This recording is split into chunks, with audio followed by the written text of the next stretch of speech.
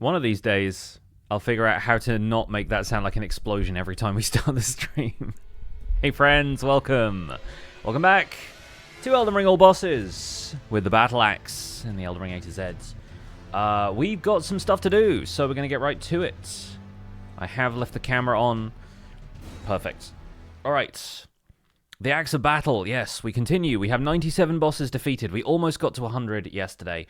I have some places we need to go. We're here at Windmill Village. Why did I leave myself at Windmill Village? Oh yeah, probably to remind myself to go and get the other Sacred Tier from over here. So we're going to go and do that. Our character is currently level 87. We haven't done any like fancy leveling stuff. We beat up Greyll the legit way last stream. Now we're going to head on down via the little windmill pathway thing here. Or can we go this way? Oh, no, I guess we can't. Okay, well, maybe we have to, yeah, double back and go that way. Sorry, my bad. My bad. So, yeah, we're going to go and fight Ancient Dragon Lansseax first. And then we're going to go and do some stuff that we should have done a little earlier. Don't go into Dominula, thank you. Yeah, we're going to go and do Ainsel River and Nokron, since we obviously have access to those areas, and they're probably a little above our pay grade at this point. Where the heck am I headed now? Is it to hell, apparently. So I didn't realize I have, like, no pants on right now.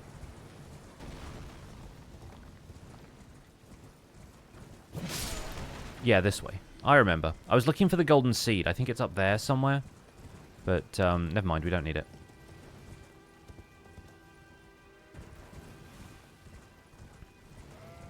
So, yeah, there are going to be two dragon-like things that we immediately have to kill. One of which is Ancient Dragon Lansseax. The other of which is Dragonkin Soldier. So we'll take care of both of those. Might actually use my rune arcs now that we've got a few of them going spare. I think it'd be nice to have them for the Lansseax fight, at least. It is pantsless o'clock, apparently. I guess I just have, like, the champion boots, because the champions are typically bare-legged, and that makes it look kind of hilarious when I have the raptor's cloak on. So maybe we'll try and find some better pants. Oh, we have a few better pants already. What am I doing? Clean Rot Greaves or Royal Remains? Honestly, Clean Rot's probably got best stats, and it doesn't make us a heavy load, so... We put some pants on, folks. Let's hear it for pants. Enough Boz is still here, but...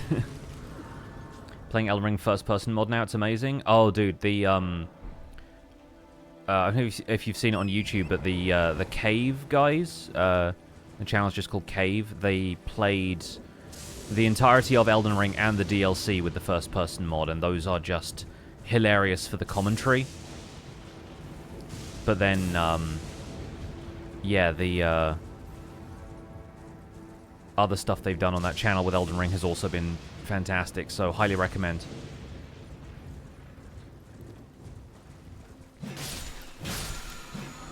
Now we have Lightning Ram, just in case we want to turn into a Rolly Sheep at some point.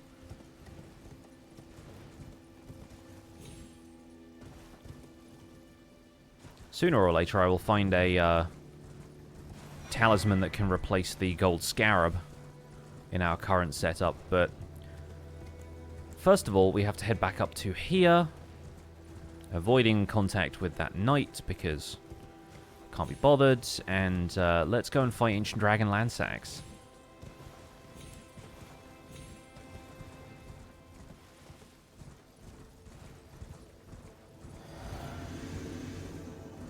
Should be here any minute now.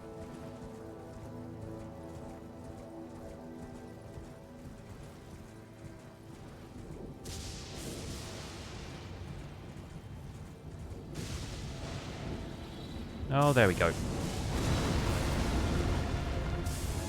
Pretty good. Good start.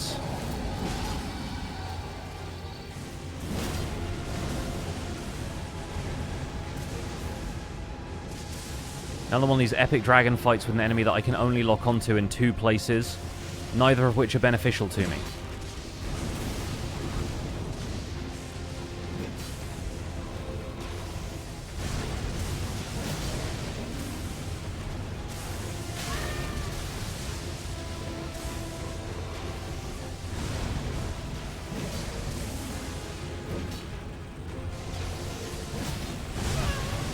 Ouch.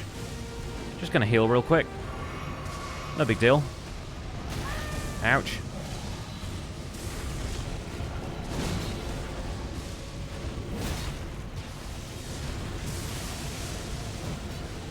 Dang it, I was aiming for the head.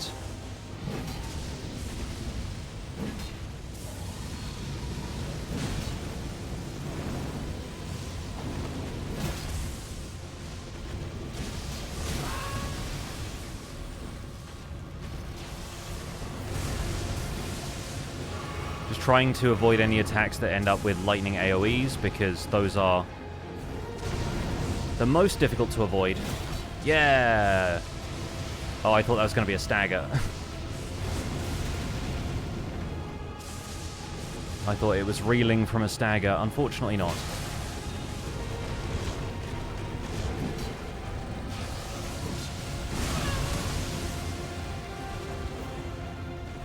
This should be easy enough to finish. There we go. Nice. What a start. 98. Lansseax's glaive to glaive. And while we're here, we might as well go and do the Black Knife Assassin fight, because I believe this is a boss as well, outside of the hero's grave.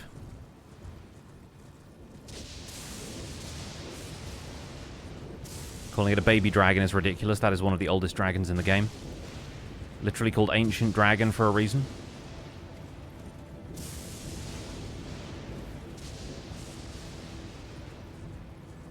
Well, I think this one we should be able to... I can also drop the Sage's Torch for the moment.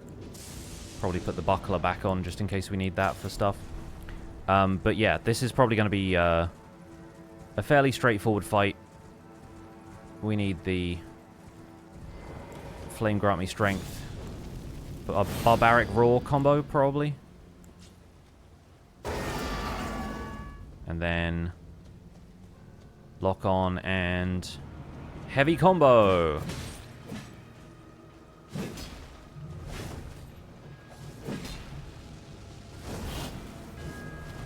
This is one of the Black Knife Assassins that has the really awful Blade of Death effect if you let it land. So we don't let it land.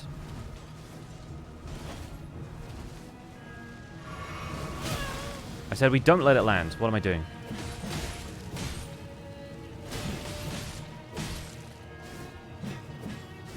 No! Come on. Okay, good. Fortunately, we didn't take lethal damage from that, but I will need to heal if it gives me the option. Thank you. Nice backward stab, but... that's 99. And we got the Black Knife. I'm going to briefly go in here and get the Grace.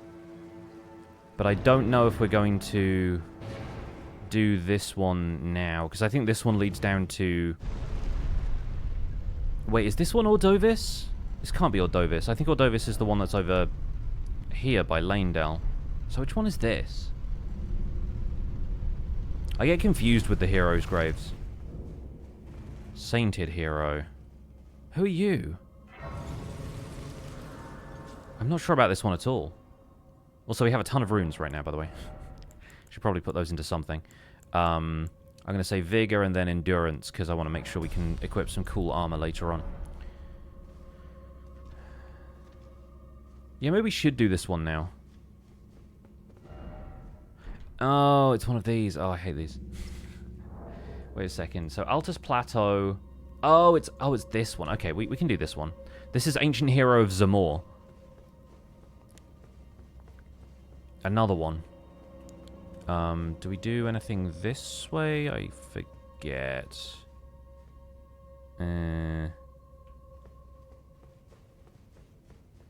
What's next after Battle Axe? The next one is Battle Hammer.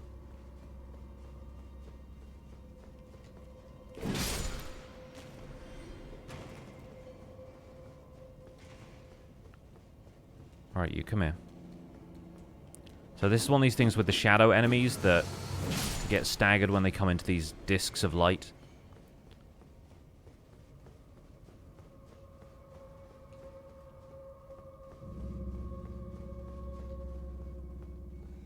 I think these ones, there's actually one further down the corridor that we can lure them into. This isn't the worst one of these dungeons, by the way. There's definitely a worse one, which I think is on the Giant's mountaintops. So that's all good. That was a Wraith Caller in there. I was wondering what that noise was.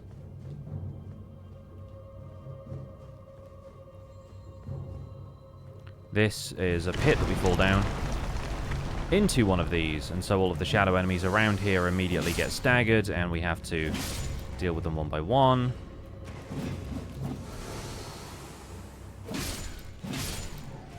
Which is pretty straightforward.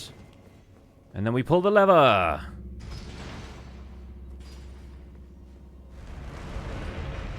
And I believe there's a guy that we have to lure back through these, or maybe there's just a series of guillotines, I'm not certain.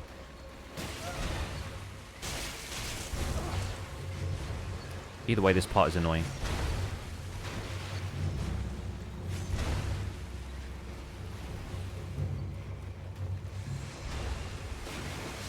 Okay. Ignore you.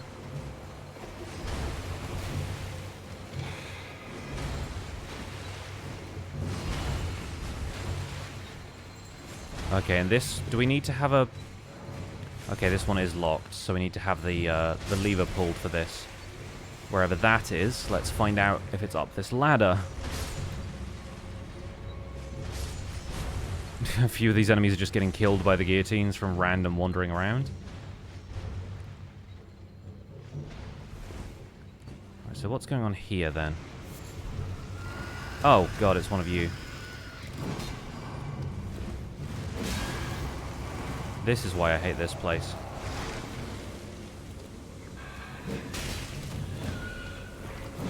Fortunately, that one wasn't too bad. This isn't like a illusory wall or something. I forget which way we need to go for this one.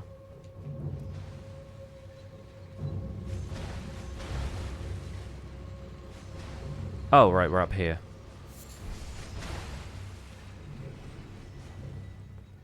Right, and then this guy. Is he guarding the lever?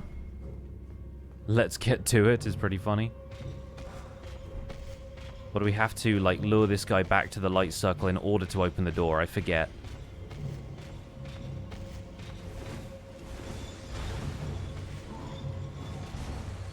Will you come down here? Will he, like, jump down and follow me? He does. Great.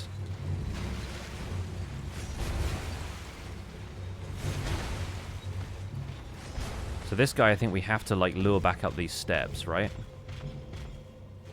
Oh, does he not come in here? Oh, that's annoying. Oh, no, wait, he does.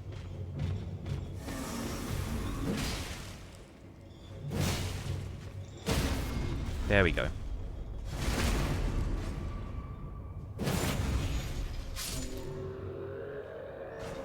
There we go. Yeah. I knew it wasn't like a standard lever thing. I just couldn't remember what the puzzle was here.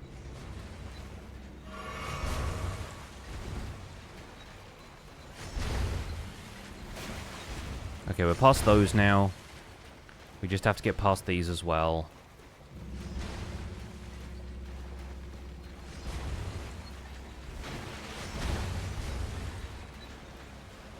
Cool. And now we're in. And this boss fight should be okay. Because this is just a chilly hero. And this will be our 100th boss. Amazingly. We'll do Flame Grant Me Strength and then Blood Flame, because that'll give us a little extra fire damage. Should hopefully deal a bit extra.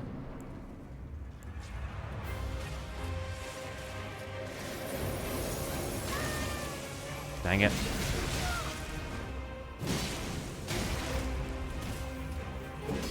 Already on, like, phase 2 music.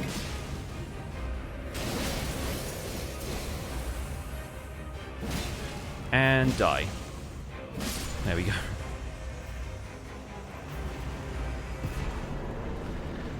Kristoff! Our old friend Kristoff. Right. Yeah, from that, we can head out. Isn't that lovely?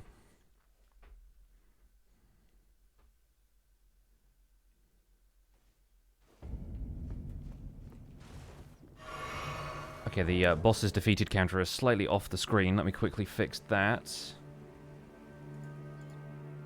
Oh yeah, I have 2 of them. Hang on.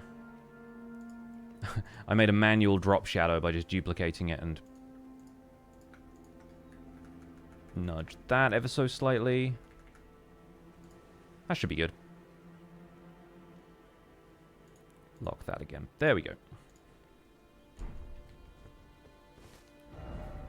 Now then, we've gotten Black Knife Assassin, Lansseax, and Ancient Hero of Zamor done. There's only one more boss on Altus that we need to do, so we might as well go and take care of that. It's at the Perfumer Ruins down here, and we needed 2 Stone Sword keys to get in, which we now have. So let's head from Abandoned Coffin down there and get that taken care of. And then we've cleared Altus, with the exception of obviously Mount Gelmir and Lanedale.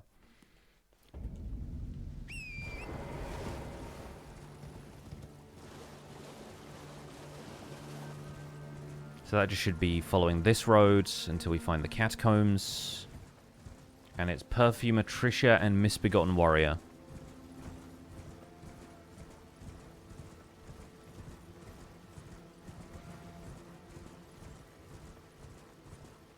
This is one of those ones where I'm like, do we aim for Tricia first?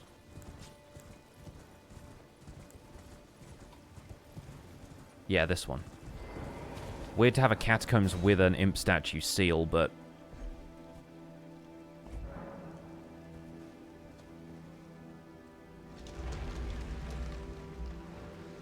Anyway, I need to drink some tea.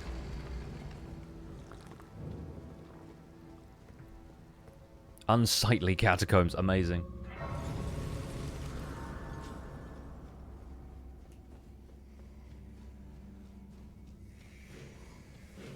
Oh, this is Misbegotten, that's why. Makes sense. Now, how do we do this one? What's the deal here?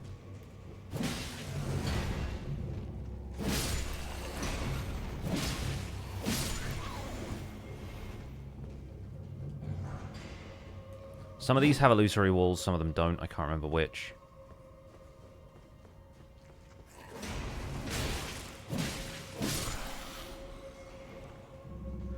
There are some that we have to roll down there. This one isn't that because it's quite clearly too steep.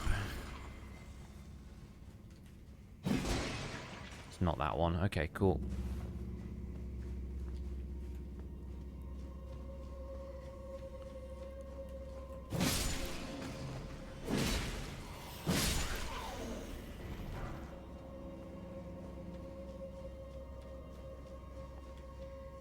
Oh, yeah, I remember this one. I remember this one. I think we just have to, like, run across here, don't we? Or maybe there's a lever we have to pull first, but I guess I'll find out in a second, won't I? Well, this leads to the lever. Right.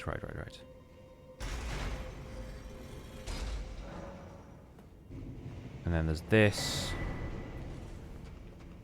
And then there's this guy. Prattling Pate, apologies. Sorry. What other games am I interested in? This and Minecraft, mostly, right now. I'm looking forward to Elden Ring Night Rain coming out later this year.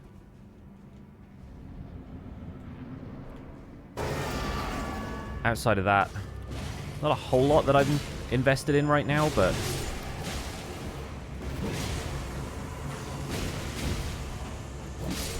Good fight.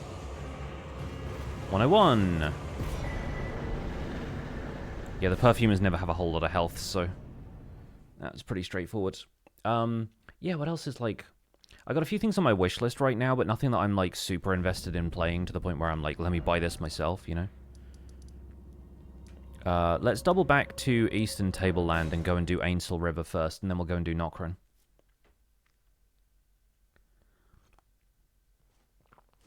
Because obviously once we do Nokron, we can get Rani's quest done.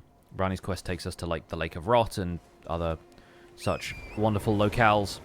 But it's easier to do the Lake of Rot once you have the map for Ainsel River, which you get from this section. So that should be fine. Not going to worry about harassing the golem today.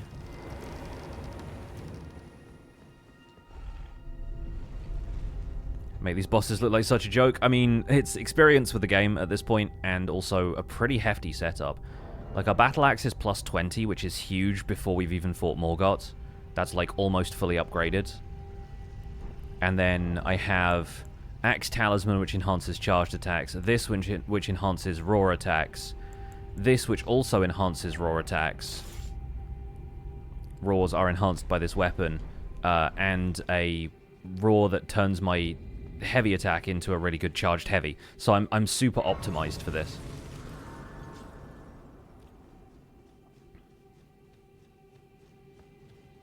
And yes, by the way, this is Zamor. Forgot to mention the character's name as we went through here, but she is a battle axe. Ants from the right. Ants from the left. Ants are basically a one-shot for me now, so I'm happy with that. Double kill.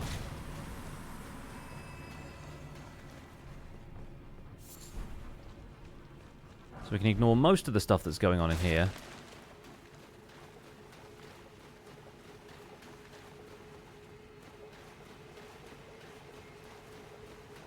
We get into this room and there's a couple of like gloveworts we could get if I was worried about summoning, but I'm not worried yet. I might worry when we get to Malenia, because she's one boss I don't have much experience with fighting. Yeah, this place... There's a grace here. I think we'll skip that because I know where we're going.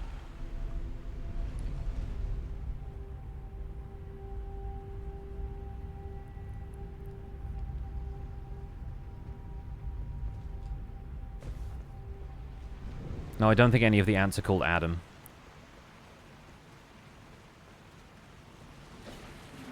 We could go to the right and try and kill the malformed star. I don't think we will. Don't think it's really worth our time.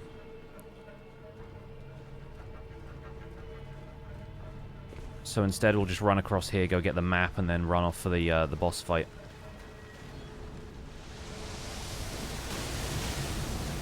It's not doing a ton of damage to me. I think we'll be okay.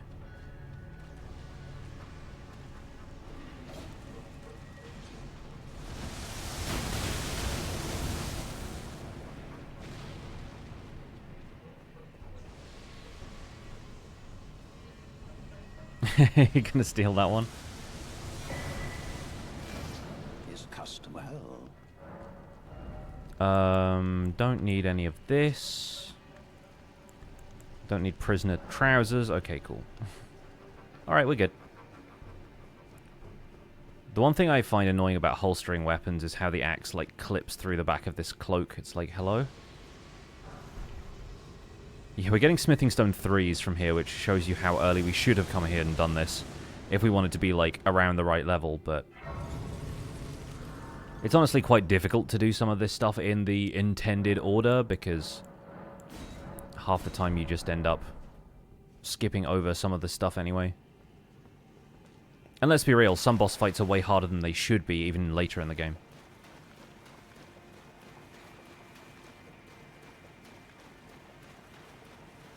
Just gonna let the ants do their thing, except for this one who has to die. And probably that one as well. Leave me in peace. I have no quarrel with you.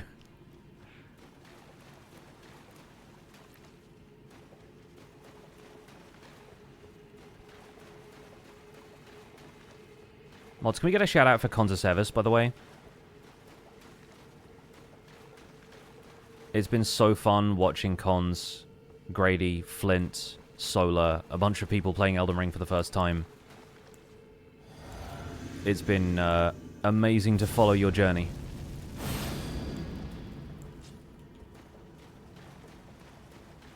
I'm looking forward to seeing more.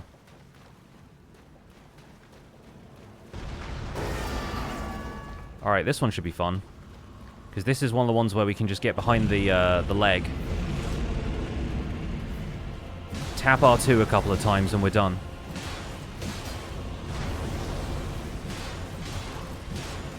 And that's a fight. GG. Yeah, we should have done that fight way earlier. We were too overleveled for this.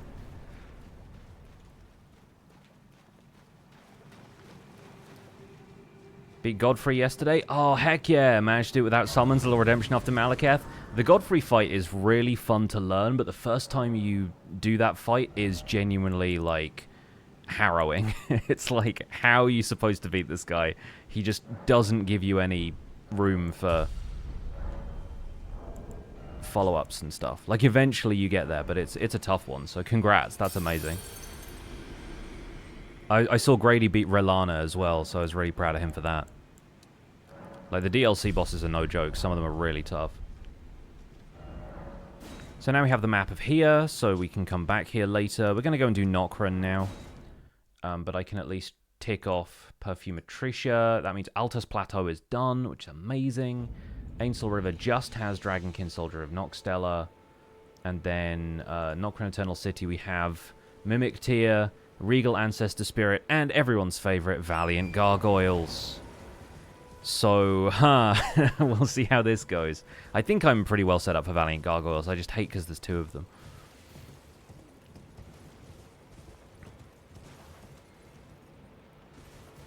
I think, honestly, at this point, we're at 65 strength with the Rune Arc. I think we're gonna be dealing a right amount of DPS. We also got a pretty well upgraded weapon. It's just been ages since I did this fight.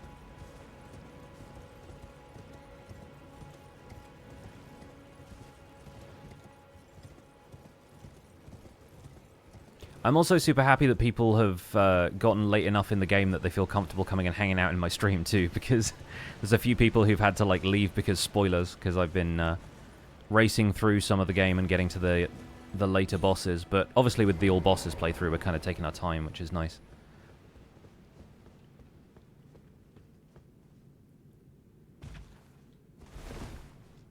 And yeah, Grady was saying he might stop by later. Oh, speaking of which, speak of the devil and he appears. What's up, Grady? Welcome in. We're on our all bosses run. We've beaten 102 so far. It's going very well. 5 of those were on this stream. We started at 97 at the beginning of this stream, so we're at one boss every 6 minutes or something like that. We're about to go and kick Mimic Tier's butt, and then we'll see how things go after that.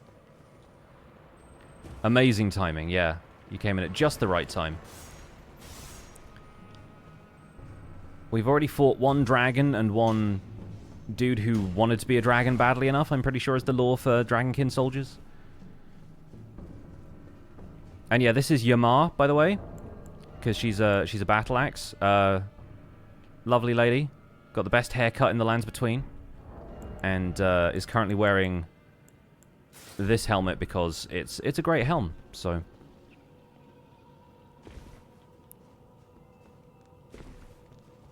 we have the Raptor's Black Feathers cape, and I just put Clean Rot Night Greaves on. We are going through the entire game with the hero's starter weapon, the Battle Axe. We're offhanding the Highland Axe that you get from Stormveil because it increases the damage you do with Roar attacks, and Barbaric Roar just makes us pretty hefty, so... Zamor, yeah, it's a joke I've had going for a while. A lot of these Elden Ring A-Z characters have had pretty creative names. Oh, we missed. Not quite close enough. Gonna ignore that because that's a trap. I'm gonna get the Rune Arc from down here though, just so we have a little extra fodder. So here is tip number 1 for the Mimic Tier fight for anybody else who is considering playing through Elden Ring for a first or second time. Unequip every weapon you have.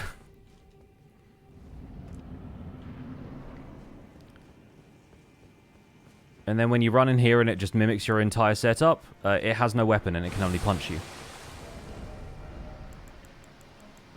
So I'm just going to take my time putting the axe back on. He's got a shield, but that will not save you. Oh no, we got parried! Oh, he crit me! Oh god! That did like 3 damage. I love this guy. We left him the buckler and he's using it. Incredible. Also, the punches actually do a reasonable amount of poise damage to me right now, and it's interrupting some of my heavy swings, so I should probably be a little more careful about that, but, you know. I can't believe he parried me, dude. That's so good. Mimics is a legend.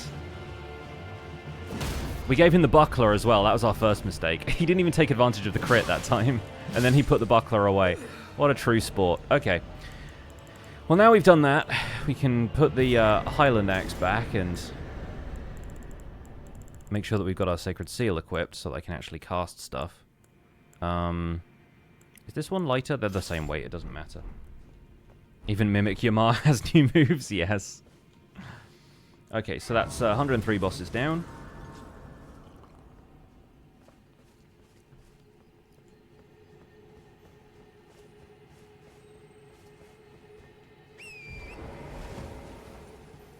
Yamar would be a funnier joke if I had an Irish or a Boston accent, but it doesn't really work as an insult in my my incredibly southern British voice. I love the scarab there that just rolls off the cliff if you do nothing. It's just intimidated by you running past. Okay, so for once we actually have to pay attention to where all of the beacons are in this area because we're going to have to fight Regal Ancestor Spirit. There are only 6 here, compared to the 8 that you find in Lower Shifra River, so we should just be able to whip around here and get all of them. There isn't a boss down in the area where you get Finger Slayer Blade, but we will have to go and get that later, so we progress Rani's quest.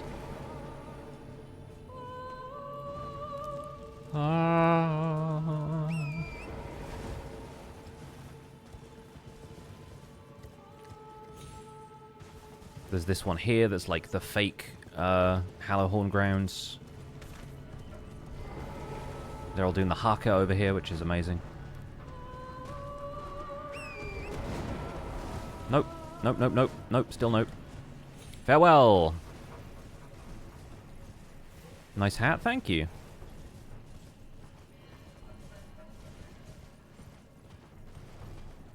We look a little bit like the guy from Dark Souls 1. Jolly cooperation.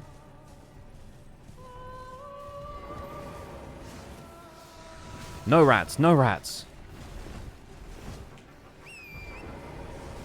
God, I love iframes. This place is all about the iframes. And I don't think there's another one over here. We're going to ignore the red wolf. I think there's maybe one more at the end of the path down this way. Yeah, there's one right there. Oh no, those are the pillars outside the front of this. So where is the last? There's 2 we haven't lit. I think they're over here. Yeah, there's one right here. Where's the last one?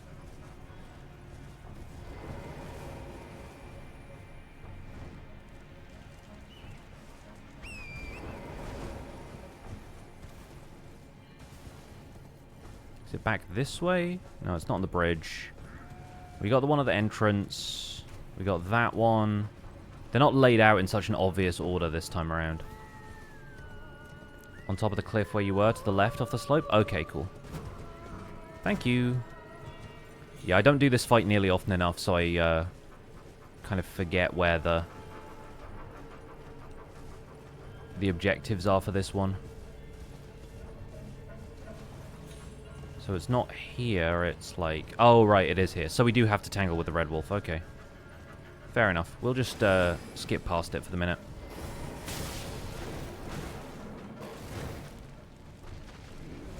Yeah, I know. You want pets. It's fine.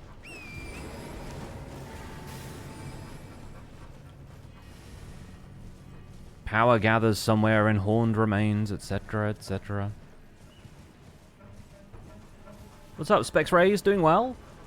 We're 6 bosses into today's stream. 103 on the boards. We're off to fight Regal Ancestor Spirit, which should go pretty well. And then we'll do Valiant Gargoyles after this, and then double back to do Rani's quest. We could go and get Fia's quest finished now, actually, which would be fun. Is that wolf the same one from Ray Lucaria? Yeah, the one that turns up as just like a basic enemy. It's outside here. It's behind Carrier Manor in Liurnia. It's like it's in a bunch of places. Let's go with Barbaric Roar for this one.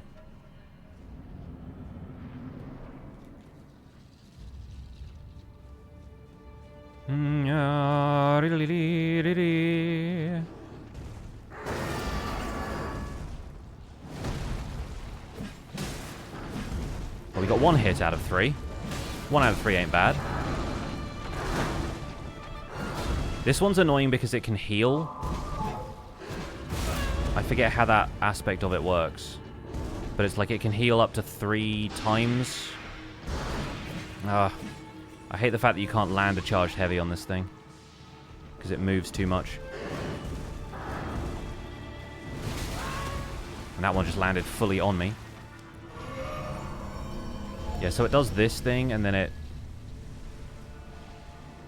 I can't use my horse either. It, like, collapses and drains all of the spirits around it, I think, is how it works.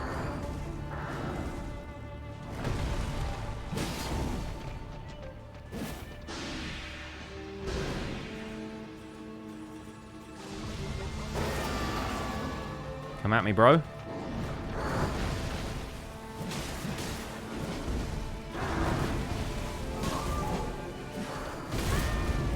Ouch. Yeah, this. And it drains your health as well. And I'm like, why am I still here hitting it?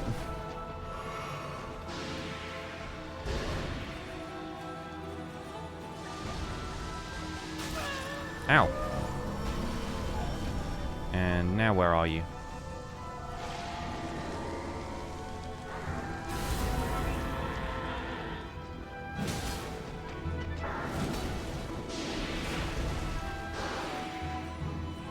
Where are you going? You killed that boar. It's not done my favorite attack yet. My favorite attack is where it like goes up on its hind legs and kind of prances around.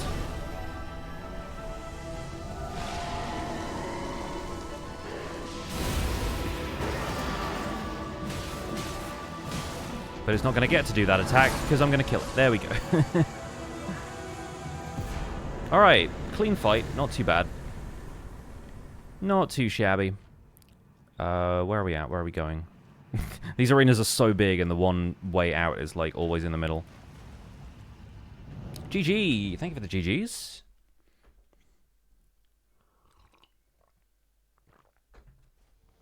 Alright, time to go do Valiant Gargoyles. Everyone's favourite fight. I bet this is going to go great. Honestly, it shouldn't be too bad, but... Thankfully, we're at 40 Vigor, and I could probably put another couple of points into Vigor at this point. Maybe aim for 60 before we fight Melania.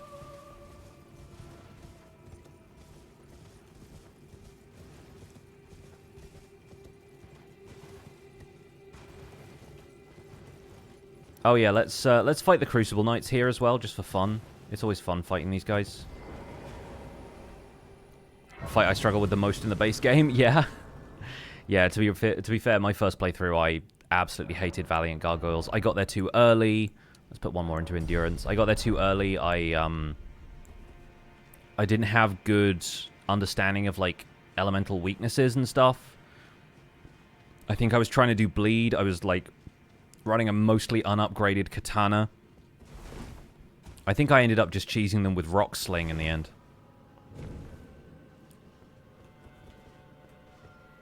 Alright, you and me, on this bridge, let's go. No holds barred.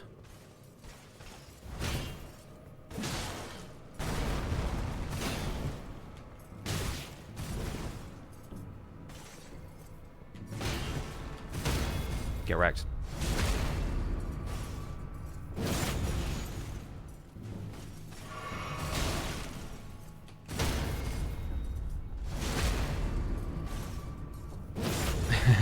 It's not even close. Was Malekith close? I feel like Malekith gave some folks a lot of trouble recently.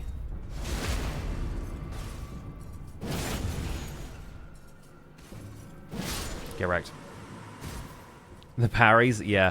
Crucible Knights are honestly, once you learn their movesets, some of the easiest enemies to parry. It makes them a joke, which is amazing after how much they trash you in your first, like, couple of attempts fighting them. Malekith was the worst. We don't speak his name here. I'm sorry, Cons. I'll keep his name out of my mouth. The guys with the spears are slightly easier to fight, because I don't know how much you can parry them. They have a few ranged attacks as well, but they also don't block you, so this one should be fine.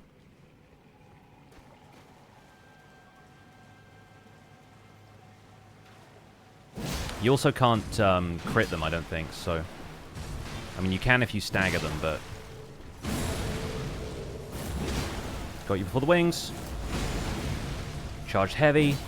Oh, I missed. No way. I was looking forward to absolutely dunking on this guy, but I guess we don't get to. Also, his little mate here is amazing. Can I just say? His little ghostly friend. That was the wrong flask, but I'll take it anyway. Ow. As I was healing, too. You devil! Get off me. Oh, this guy with the shield charge might actually knock me off the waterfall. That'd be a great way to go out.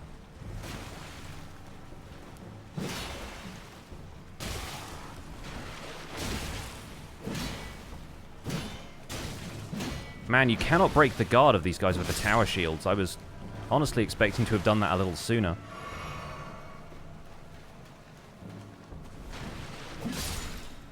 Nice. Oh, not this way. Got Malekith in 20-ish tries. He was a slog. Yeah, I learned that fight really thoroughly because I did a randomizer when we were back on the Axe of Godfrey playthrough. I did an Elden Ring randomizer, and Malekith was the first stage of the boss inside the Erd Tree. Like, when we got to where Radagon should be, it was Malekith, which meant there were no pillars, there was no cover. I basically had to learn that fight really well. And it wasn't Beast Clergyman, then Malekith either. It was just Malekith, the entire health bar. And so, and after that, it was Valiant Gargoyles instead of Elden Beast. So I had such a time. But, yeah, no, the randomizer was amazing, and it taught me that fight. Like, I'm so good at Stage 2 of Malekith now, and, like, sometimes I can beat him, if not hitless, then at least without dying. Yes, Grady, there are randomizer mods for this. It's astonishing. Like, after you play your first playthrough, maybe do a second, depends, maybe do it, like, offline, a second playthrough or something. Play through the base game, at least, with a randomizer, because it's sick. It's so funny. Like, the moments where you can just get blindsided by somebody weird turning up in the wrong place, it's great. Like, instead of Fire Giant, we had Mimic Tier. That was great. But then, obviously, Phase 2 of Fire Giant turned out to be a different boss, and it was Renala. So we had a really easy and then a really difficult Fire Giant fight. So that was great. And then Fire Giant turned up in Morgoth's arena both times. It was, yeah, phenomenal choice by the randomizer. It was very, very good. Alright, so we can dab now, I guess, and let's go and fight Valiant Gargoyles.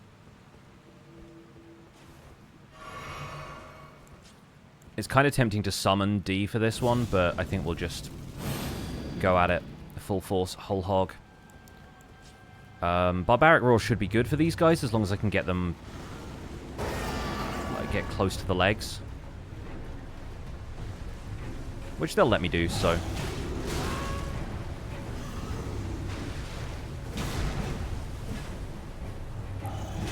The real problem with these guys is hitboxes, because, like, they have a kind of difficult, like, central hitbox. All their mass is up there, and it's kind of difficult if they've just got, like, the legs within range, so... We're doing pretty absurd damage, though, so we should be fine. As long as the guy behind doesn't start poison spam now.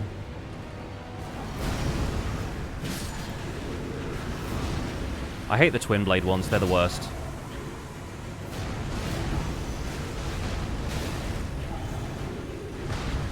I literally always get hit by them because I don't know how to dodge these patterns. They've got two swords.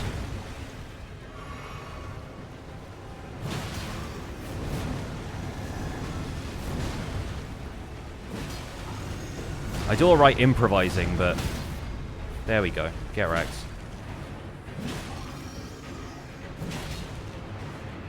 And now you're just going to freeze? Okay, perfect. Thank you. Thank you for a good Valiant Gargoyles.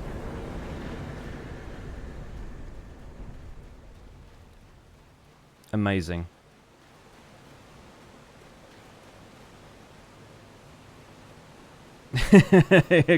Cons is leaving. I'm sorry, I'm sorry. Again, this is my 25th playthrough of this game. I don't do all the bosses every time, but when you play through this game as much as I have, you're gonna find it this straightforward as well. I don't think Regal Ancestor has anything good for the Remembrance. I think it's a spell and an accessory or something. I forget, but let's save that just in case. Right, that's enough runes.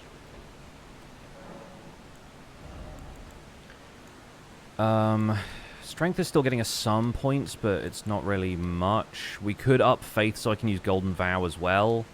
I think I still need more endurance, though. I think I just still need to equip better armor. Yamar's putting on a clinic. Time for a coffin ride. We're not going to do Lanedale Catacombs, except we have to fight Moog the Omen, but...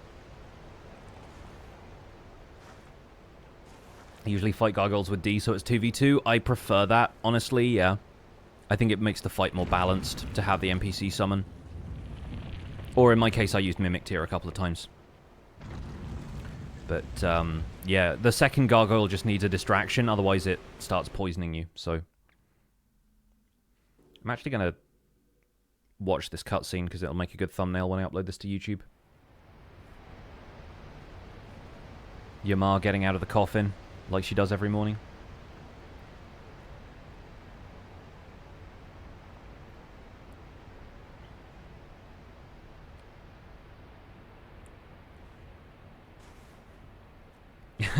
Really wish I'd taken the helmet off for this one, actually.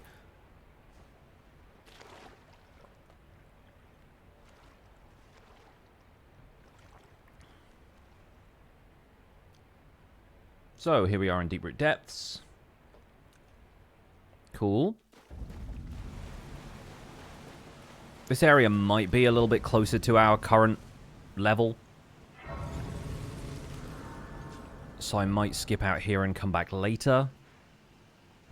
Because we got to do Fia's Champs and... Oh, Siluria's here as well. You know what? For the Tree Sentinel armor, that might actually be kind of fun. I have an armor set that is basically my goal for this playthrough, I've decided. But we're not going to get it until Farum Azula, so... Not going to worry about that right now. Me getting out of the coffin every morning. I love winter. Yeah, considering we've been talking a lot about the all of the vampire stuff that's been coming out lately. Getting out of the coffin feels kind of thematic.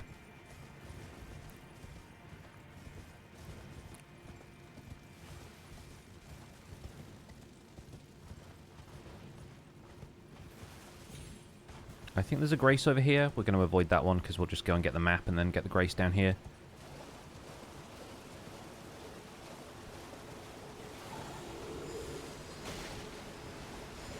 Riding through the town of milk.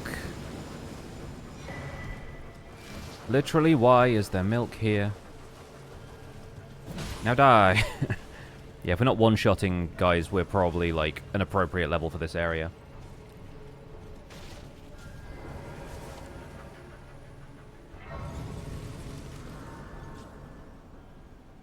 Is to stop acid reflux. For who? Godwin? I think he's got other problems.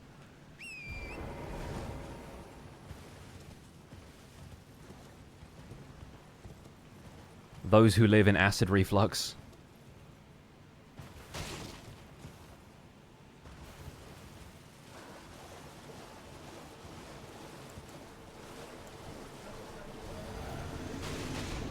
Okay, time to fight yet another Crucible Knight. Let's do this one as well, actually. Make sure I'm not getting guys sneaking up on me. No, we got good range. Ow! Okay, you're good. This'll be fine. Man, I love a Crucible Knight that lets you get a combo off. Instead of just immediately stomping and growing wings. Oh, close.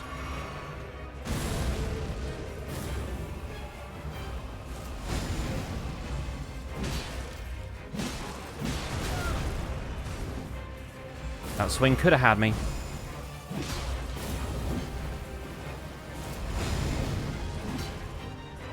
Can't believe I missed that one. That would have been such a good dramatic finish.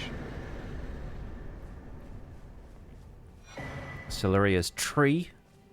If I continue the A to Z, we're going to see that one in probably 2032. But the full Crucible set could be really, really solid. We can wear the gauntlets. We can probably equip the greaves. I think I want to keep Raptor's Black Feathers on for now because it strengthens jump attacks, which I'm doing a lot. I should probably go and get the Claw Talisman so that we can make better use of those. But I'm doing a few charged heavies as well, and I don't really want to give up the Axe Talisman for that still. Right. Nameless Eternal City, Fia's Champs, and then Lichdragon Fortissax. And then we can, I guess, get Fia's Mending Rune. Like, I don't know if we're going to do Fia's Ending or Rani's, but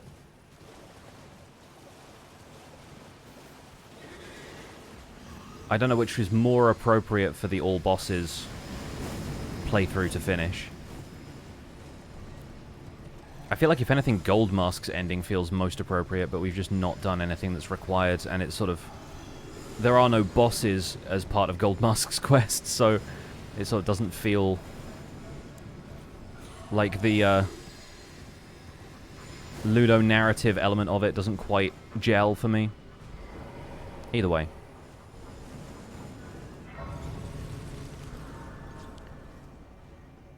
No more horse for you.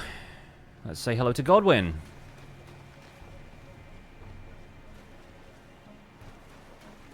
Time for 5 NPCs to fight me. Shouldn't be too bad, but...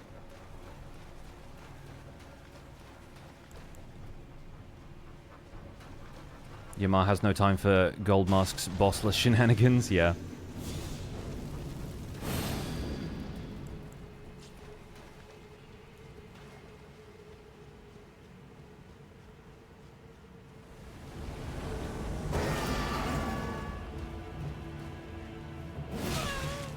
So, fun fact about Fia's champions, if people didn't know this.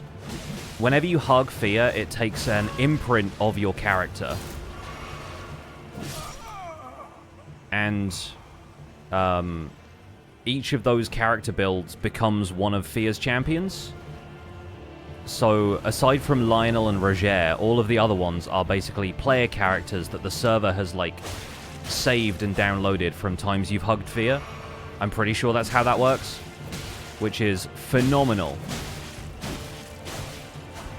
And also means you end up fighting some absolute cheese builds. Sometimes, at this point.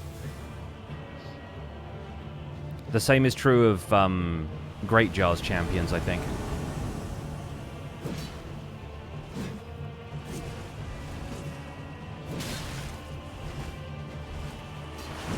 So yeah, that's why somebody is wielding the Guts Berserk sword and has Lion's Claw.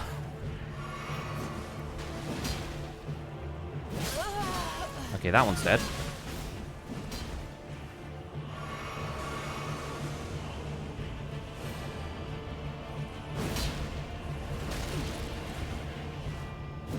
They still have an imp head on, though, which is pretty funny. Oh god, Lionel, why have you got such good stabs? Nope. Oh, dang it. Okay, we died. Honestly, 3v1 is a bit much. Even at this stage, even as OP as we are, we still have occasional glass cannon tendencies. Let's re-up the Rune Arc, though. I think we can take them. Do wonder if people ended up fighting my 2 Giant Crusher build. They probably have at some stage. Somebody will have.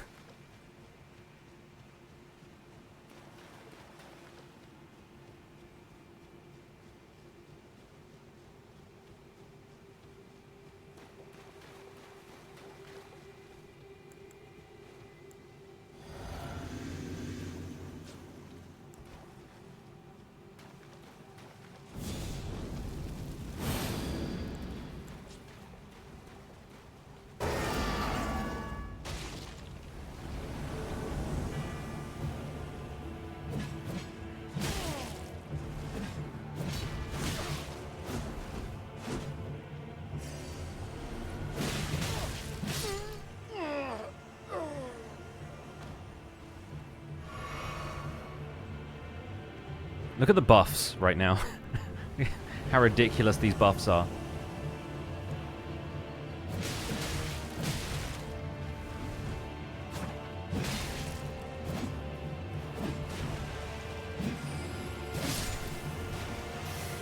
Okay, we took down Roger without taking any damage. Let's see what's next.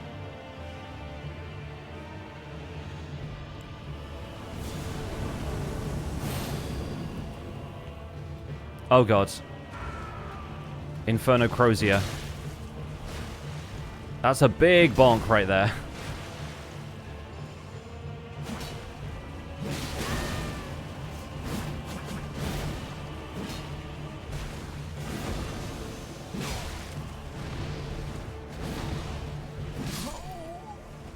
The biggest bonk I ever did see. Glad we've got that one out of the way. The heck is that shield? Oh god, yeah. Okay, okay. I was waiting for that. I was fully waiting for that. Unbelievable, dude. No. Oh, Lionel. Oh, Lionel, please. Please, please, please, Lionel. Lionel, please.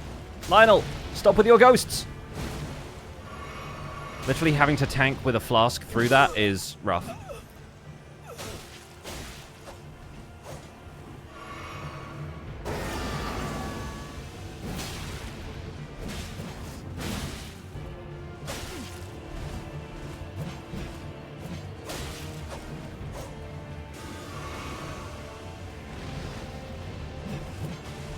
He's so maneuverable, despite his rotund size.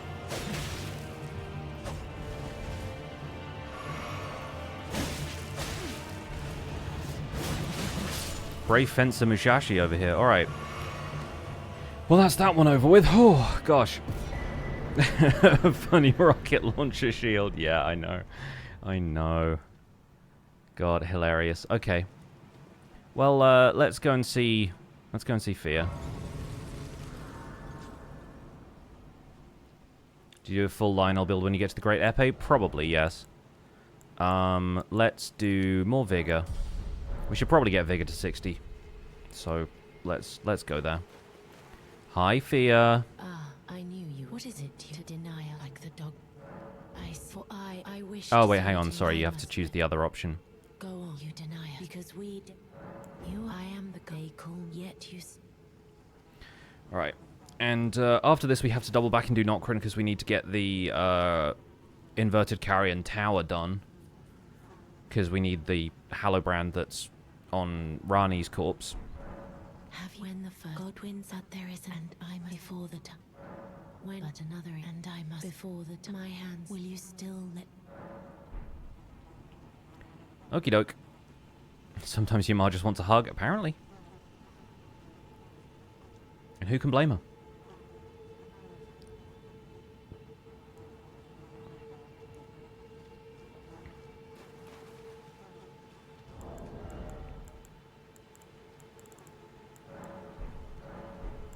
We're going to get one of these again in a second, but we'll ignore that for now. God, this takes you so far up. Let's go back to... Aqueduct facing cliffs, I guess? Because we didn't get the Worshipper's Woods Grace? Oh, no, we can go from Mimic Tier, can't we? Yeah, we'll go that way. At least you're not being held until the end of time. Yeah, there's the randomizer kind of messed up some of the interactions with NPCs, I think. Lucy Goosey, hello. Just wanted to pop in and say hi. Hello, welcome in. We're on Elden Ring playthrough number 21 of my mission to play with every weapon in alphabetical order. We're currently on an all bosses playthrough with the Battle Axe.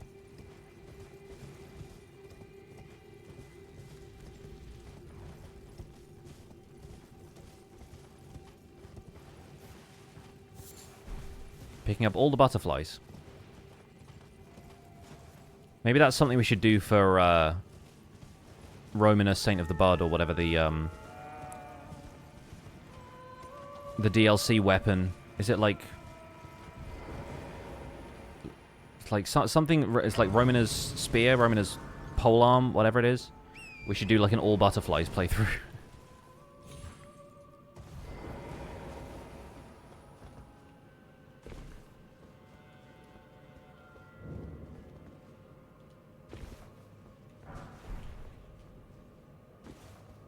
Just looking for other ways to make it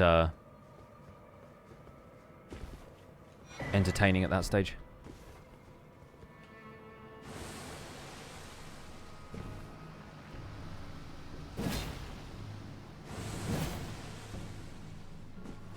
I might just roll past these. I don't see any need to fight them.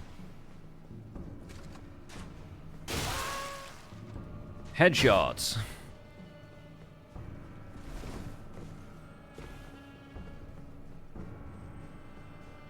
Ma, get the camera. Oh god, oh god. Time for rolling.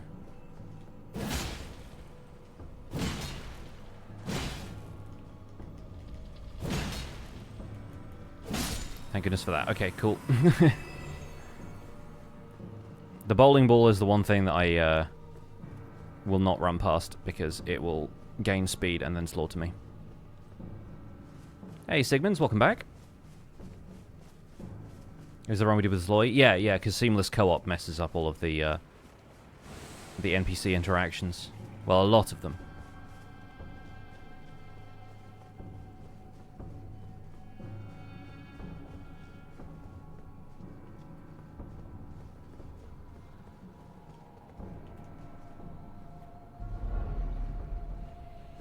And now we get to kill Celevis. Yeah. My favorite time of year. Bucket helmet plus feather cape look. I think it's classy. Got some classy threads these days. Yamar's all dolled up. How long can we keep this going?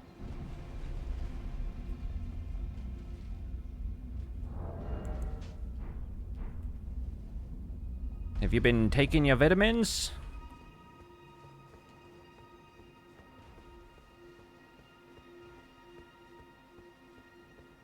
Hi, Ronnie. Not even in my... It is in my soon. Take it. Thanks, boss. Upon I confess neither of you may leave. It was but what I purpose. You may leave. I too am. Alright, bye. Bye-bye. So now we can go and do Lake of Rot as well. But for the moment, we shall go here. Am I excited for Night Rain? Too excited, Sigmunds. I may pass out. That sounded sarcastic, but no, genuinely, I am very excited for it. I want to squad up with some of the folks I've been watching play. Some of the folks that I've played other games with, who are casually playing Elden Ring on the side. Like me and Ollie the Orion Sound still need to do our fabled Elden Ring randomizer co-op run.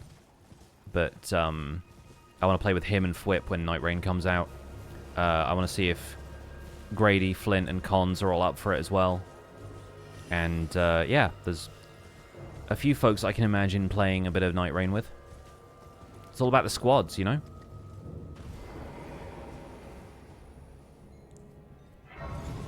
Ollie plus randomizer is going to be, yeah, pretty chaotic, I think.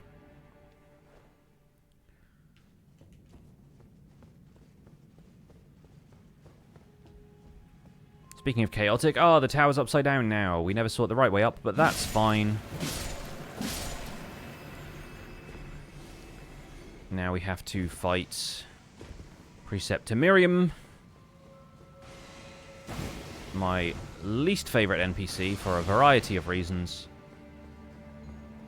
Hopefully this shouldn't be too bad because we're pretty heavily set up here. But, you know, it's never good.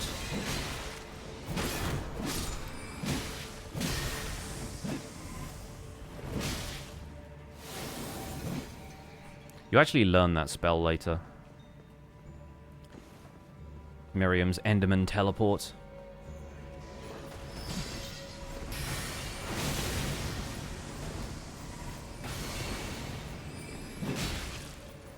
Get wrecked. And I regret nothing.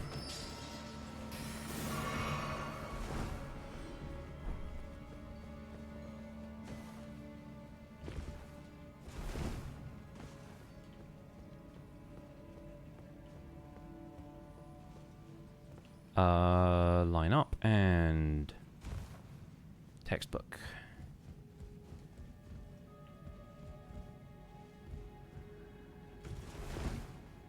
And we're in.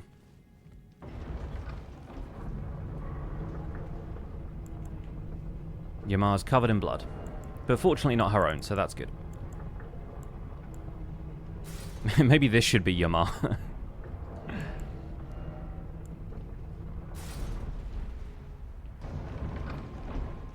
I always forget which side this is, because you can enter this elevator from any angle, so it doesn't automatically show you which way is out.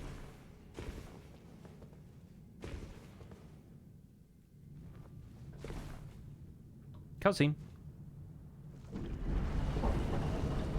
A cutscene that only exists to transition you from a non-Euclidean space into a regular one again.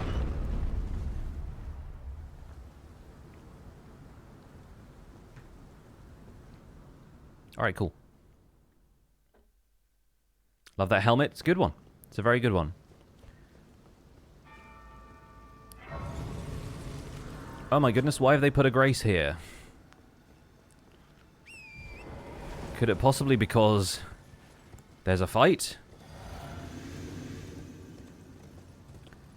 And you absolutely don't have to fight Godskin Noble here, but I will. Mostly for practice at Volcano Manor Nobles, so...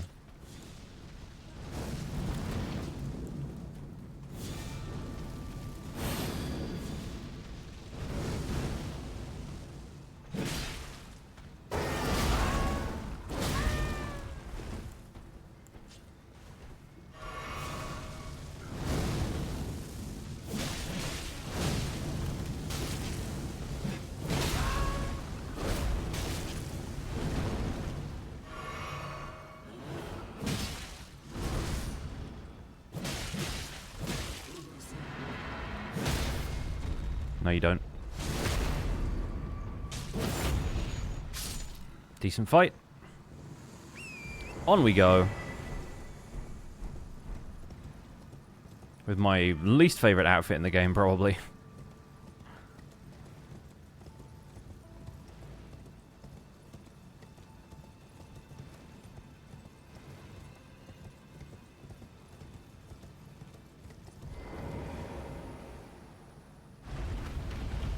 Bucket with holes. Oh. Seeing the inside of Yamar's head there. It's all empty.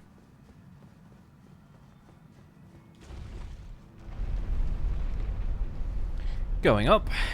Second floor, menswear.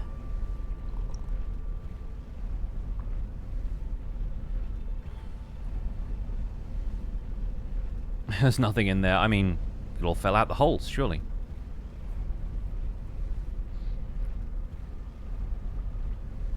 Yeah, we don't want to wear the Michelin Man cosplay.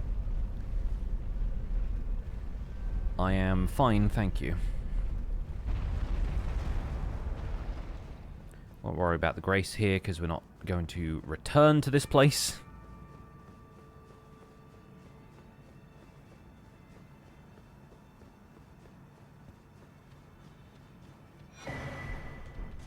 And now we get an intelligence heirloom we will not use, because I'm smart enough already.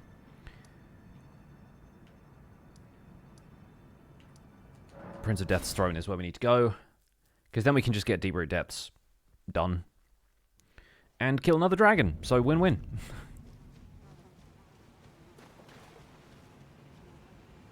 Beheld. Behold. Not sure what phobia that armor set created in me, but it's there now. Yep. Same. How did you with this and claim you are mine, though can I hope? She gives you a real good hug this time. And you get a buff that doesn't drain your health. I will end it the new life as the rules brandished stay the by becoming. I to conceive brandish stay the by becoming. Okie doke. Upgrades. Gonna wait for her to let me stand up.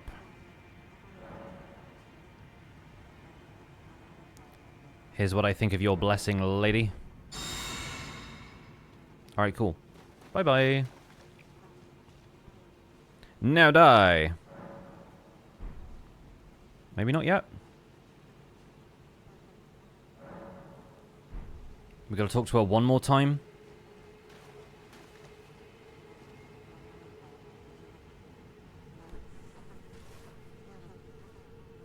Or is this one of those leave and come back kind of jobs? I forget. She's like, I'll do this in a minute. This is what I choose, and I will who will in it. What greater? Of course. She's like, I will soon do this, and you're like, cool. And then you leave, and then you come back, and she's like, this is goodbye. It's like somebody dying in an opera. It takes them like 3 songs. Where'd it go? Once more with feeling.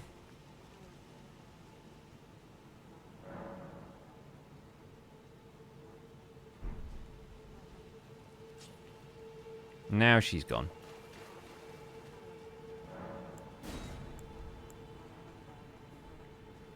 And now we get to fight a dragon. Yay! Who could it possibly be? It's Lichdragon Fortissax.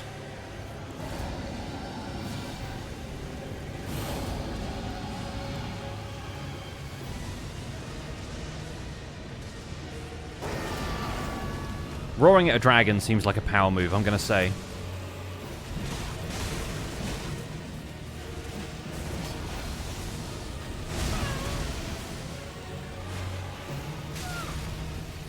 Oh, it attached some lightning to me.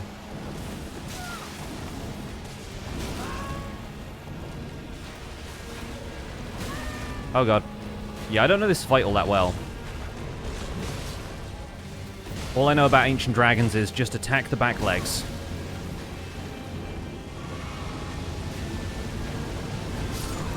Yeah, okay. That's fair. Fortissax has your favorite OST in the game. I've never heard this one more than a couple of times, so I am unfamiliar. Let's do that one again. I think we'll do this one without the barbaric roar, because even though it's higher damage, it's a harder combo to land. So I think this time we'll do, I don't know, Blood Flame Blade instead.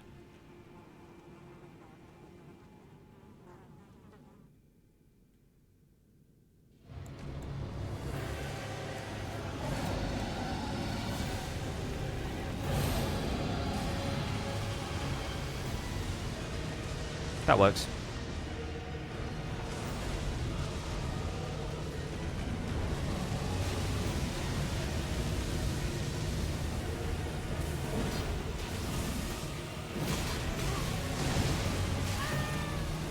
Don't know why I was trying to get my runes so badly, but I was.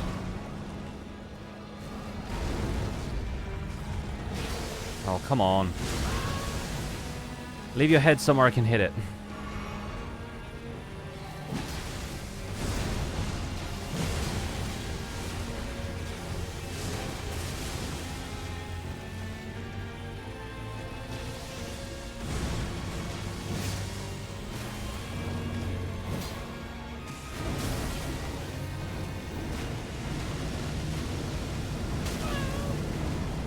God, that's such a hefty fire breath, too.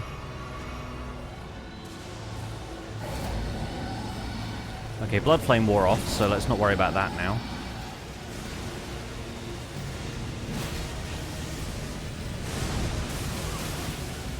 Ow.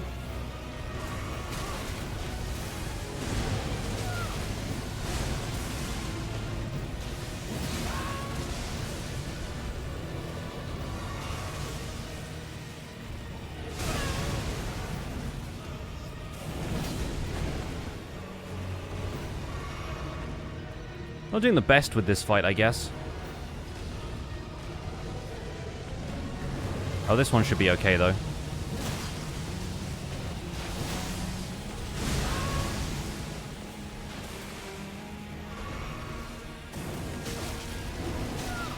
Oh yeah, getting interrupted whenever I try and do an attack is not my favorite.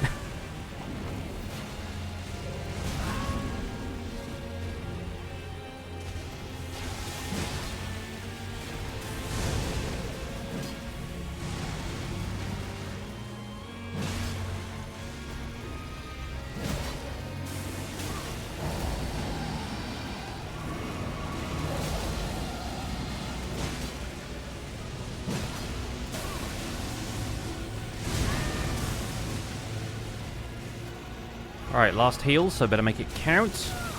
And we did not.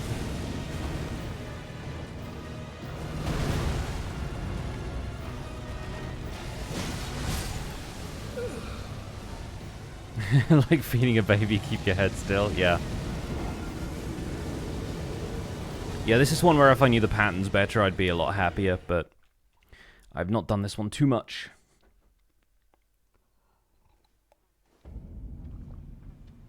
You've also got to dodge like 500 extra things coming at you. All the lightning in a wet arena.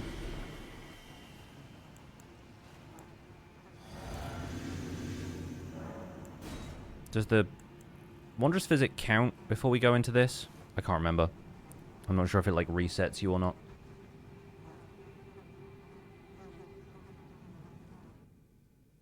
Thanks, Morgan. Oh yeah, it seems to. Okay, that's fine.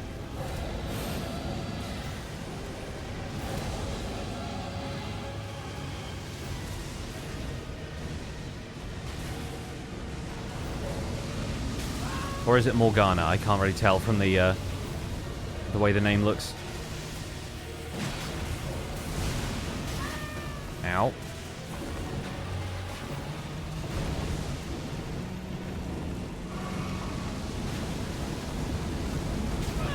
Okay, we still got hit by that, even though we were in the air for most of it. You've got to, like, shake off the lightning every time it gets attached to you. It's kind of rough, actually.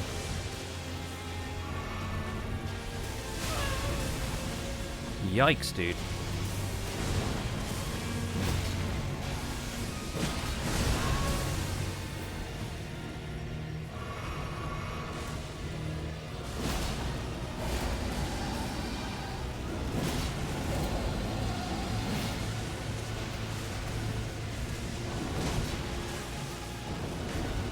Okay, we're not getting past that one.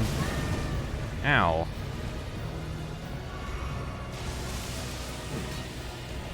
Come on, there's no way that didn't hit. Unfair. And also, Ancient Dragon hitboxes are my least favorite thing. The targeting zones do not exist. We'll just play this Dark Souls style, we go for the tail.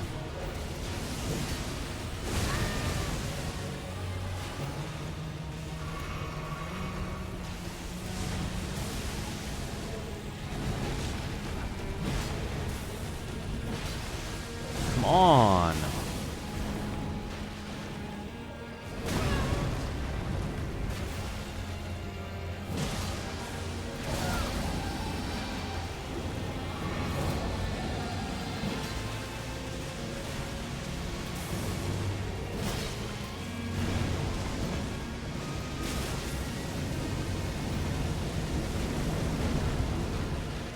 Okay, somehow I dodged the flames that time.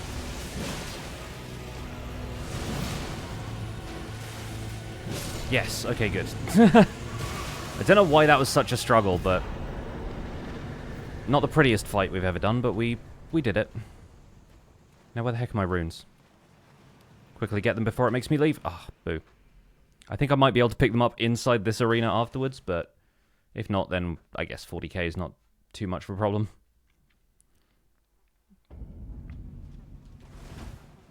Yeah, they're over there.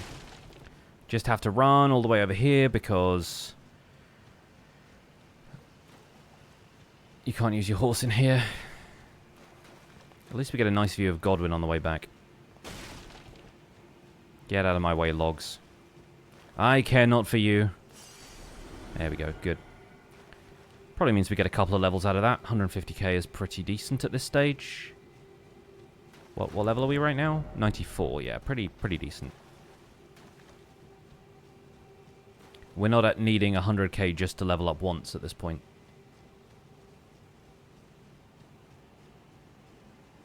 Well, Fia's left us a present. Let's put 2 into Vigor in honor of how much I died in that fight.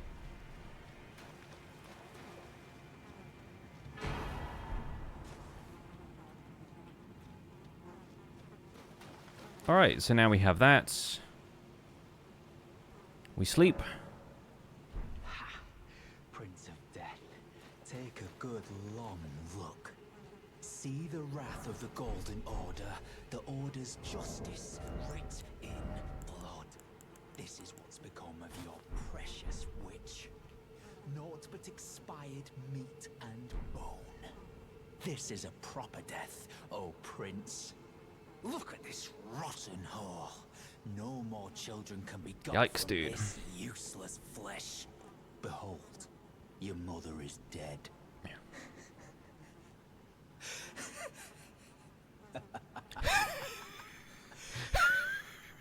This, the rotten. Now I can't eat Ray.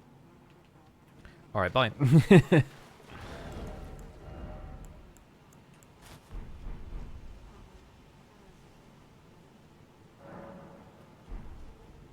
And now he's dead as well. What goes around comes around, I guess.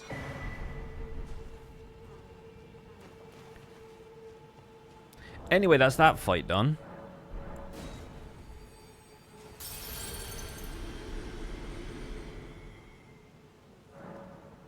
Shouldn't need to worry about Lichdragon's Remembrance. Level 97. We are done with Nokron and Deep Roots, which is pretty amazing.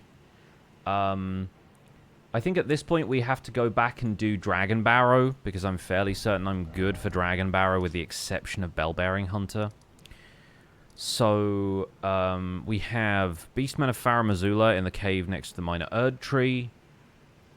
We have Blackblade Kindred outside of Bestial Sanctum. We have a Deathrite bird down here, who I really don't want to do, but we're going to have to, so let's do it now. There's also a Deathrite bird in Liurnia that we still never did. So let's get that taken care of. Did we count Lichdragon Fortissax just now? Or should we be on 108? I literally don't remember if I pressed the button or not. Battle Axe reminds me of Dark Souls 2. Got a lot of mileage out of it there. I'm currently playing Dark Souls 2. I'm doing a dual-wielding Cestus run. And I'm on the struggle bus. I think I should probably just restart and go from the beginning with a weapon that actually has some range. I didn't press the button? Okay, cool. 108.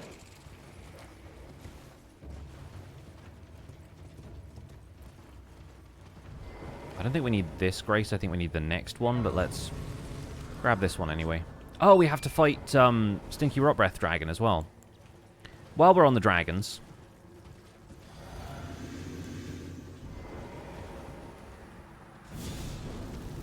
This dragon will at least let me target its feet, so...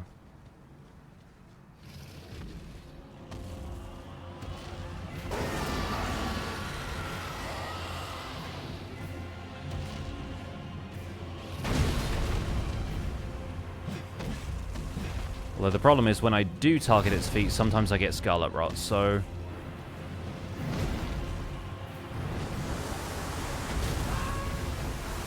Yeah, I should absolutely have put Flame Cleanse Me on the bar before we did this. Not really a problem, but... Get it in the legs.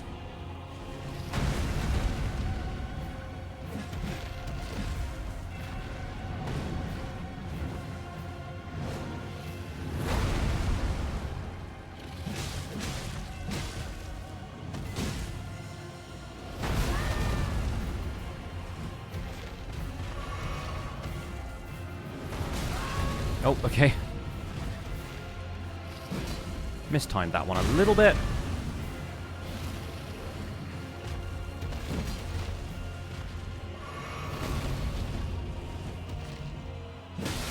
Nice.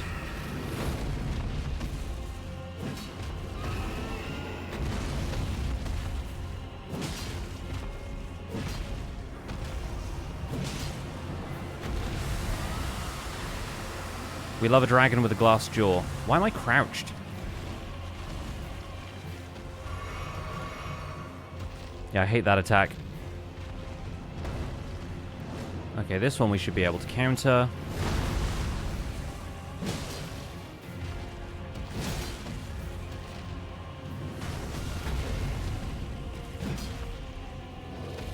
Come on, I was so close to its head.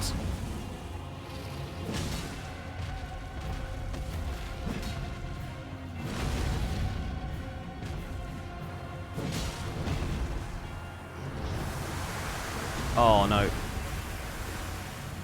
Okay, not that bad.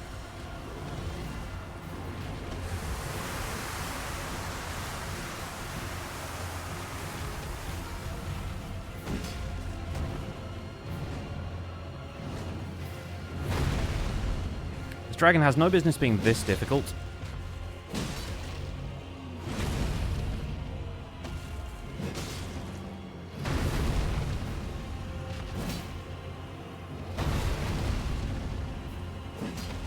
Oh, come on.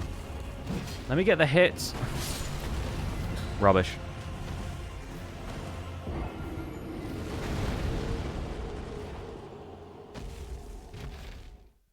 Which weapon has been the best or worst so far in this challenge? Worst was probably the Arbalest, because you can't really do much with crossbow scaling. They literally don't have scaling, so you kind of have to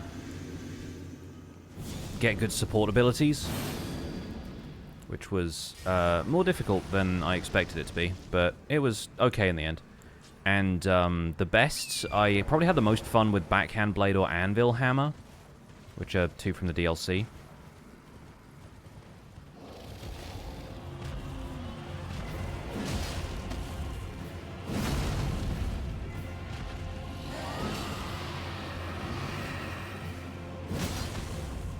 Okay, fire damage does a little extra, I think.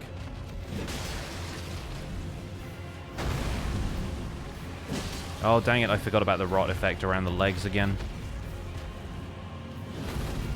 Quickly grab my runes.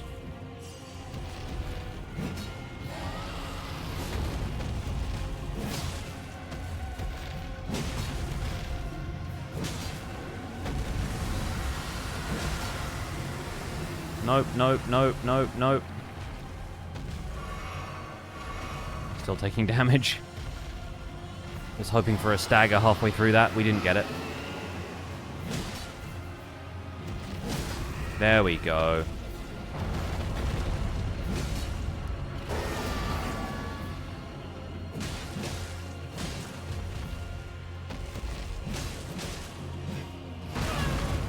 Ouch.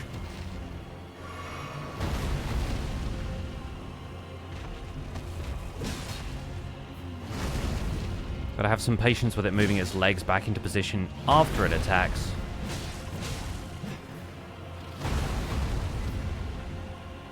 Like that.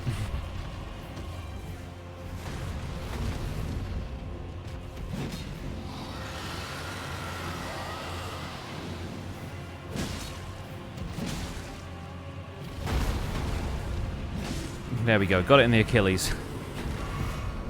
Never tried backhand blades, pretty cool, but I'm salty the circular ones can't be buffed. Yeah, the Curse Blade Circs are kind of... They're a fun one, but they're too basic feeling to not be buffed, so I can see why. But yeah, no, the backhand blades is incredible. Like, it's probably the highest DPS weapon in the game. Like, it only really came through for me in the last couple of fights, but we absolutely shredded Radagon and Elden Beast. And I was pretty surprised that it went that way, but it did. So there's a grace around here somewhere. I forget exactly where. They're always, like, hidden between all of these mounds of fungus or whatever this is.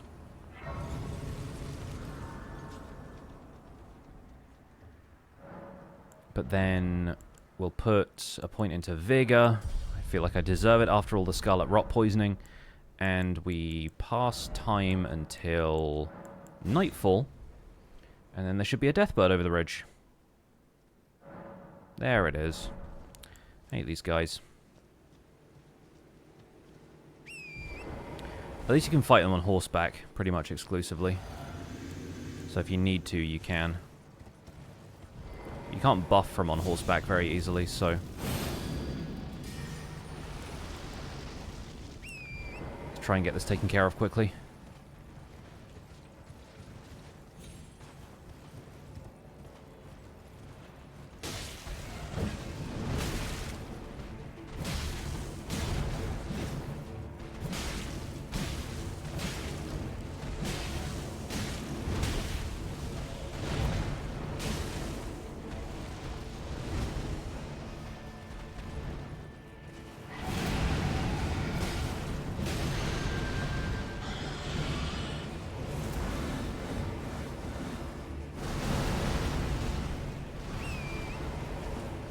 Pretty convinced you are meant to do these fights on horseback because of how ridiculous some of the ghost flame attacks are.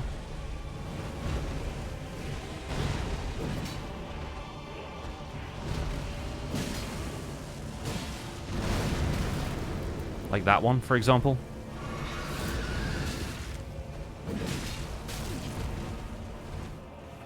More like Death Wrongbird, am I right?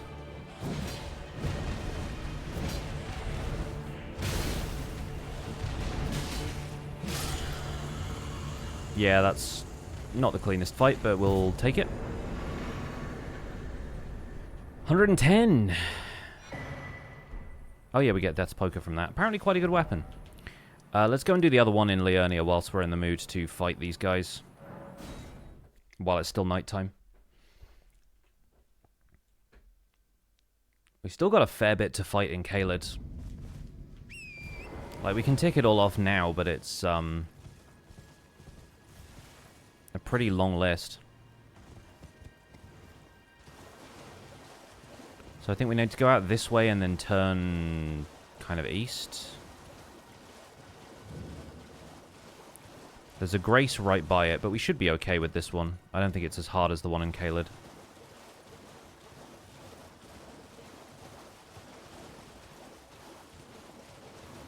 It's around here.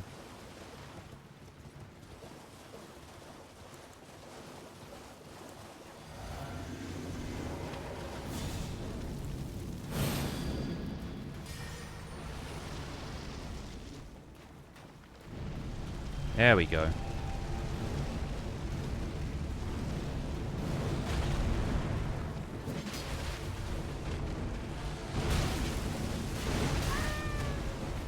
I mean, it's not as hard as the one in Caelid. It's going to hit me, though.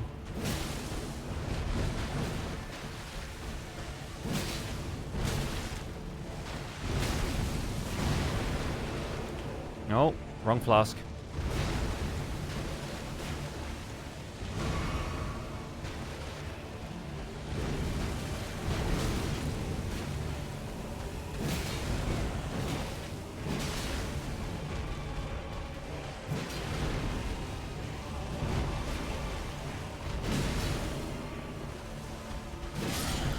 Okay, that one's a little easier. 111. Yeah, it didn't give me anything for runes, though, did it?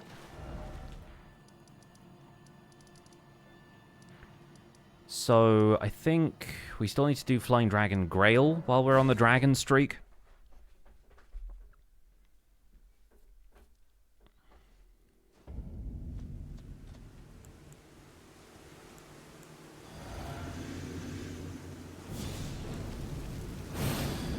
I think this one we will stick with Barbaric Roar. Because I think this one we can probably get in the legs a little bit. It's also really funny to roar back at the dragons.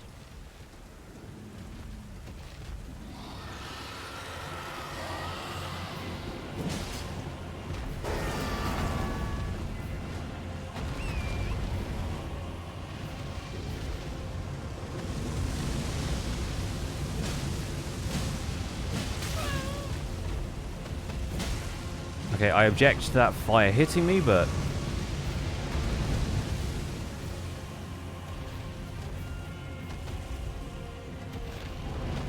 oh, not so much.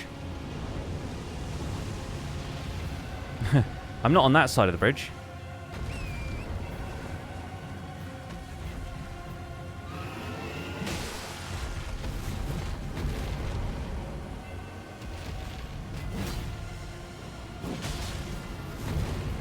Barbaric Roar basically wore off by this point, actually.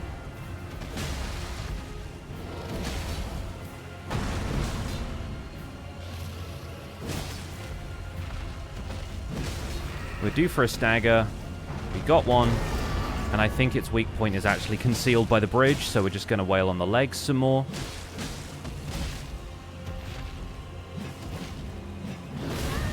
Ow.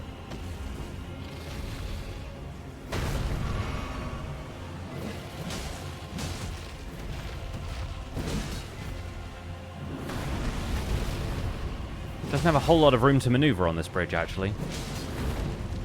Which is why it's leaving.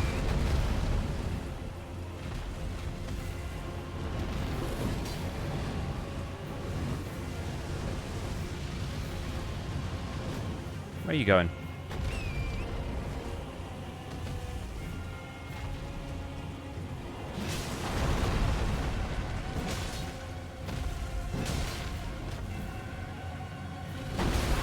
Oh, ouch.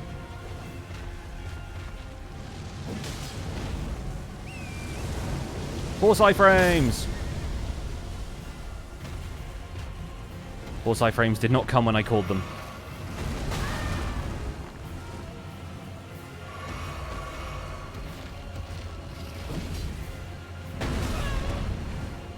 Sure, put me over here by your other leg, that's fine.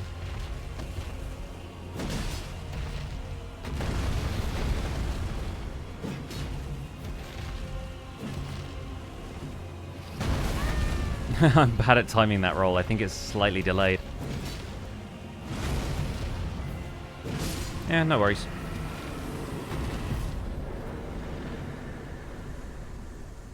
That one gives you a lot of runes. That's a lot of runes.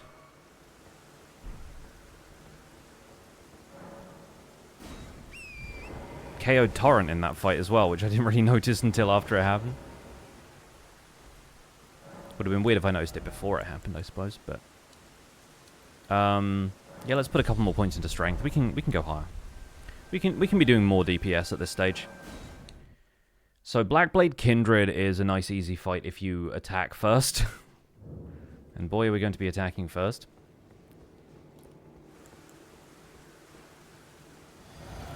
Because this guy doesn't really mind how much you buff. Once again, I think maybe Blood Flame Blade will be better. Although I don't think it's going to do much in the way of additional, like, helpful damage. Considering this thing doesn't bleed, but I don't think Barbaric Roar is going to do me any favors either because of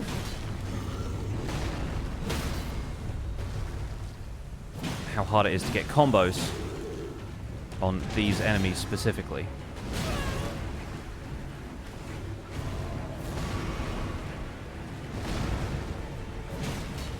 The weirdest thing about this fight is this guy's on a hill, which can go really heavily your way, or it can go very much the other way.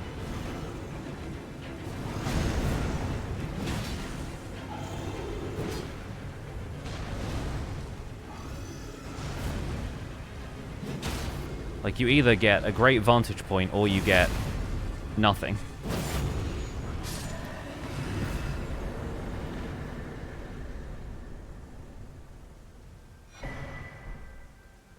Looking forward to those two weapons happening in the G's somewhere. Bye, Ginger. Have a good one. Endurance. And then if we have any big runes... I mean, we have this Remembrance. I don't think we need it.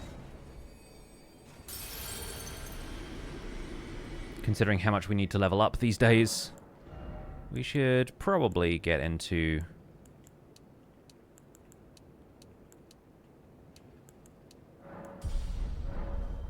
the 80s before we start leveling.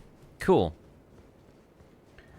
So that's Blackblade Kindred, Deathrite Birds, Decaying Blah-de-Blah, Flying Dragon Greyll. Now we have Godskin Apostle, Putrid Tree Spirit in War Dead Catacombs. Beastman of Farum Azula. Yeah, there's a few of them still out here. I'm going to take a very short break to run to the bathroom, but we're going to do a little bit more of Caelid.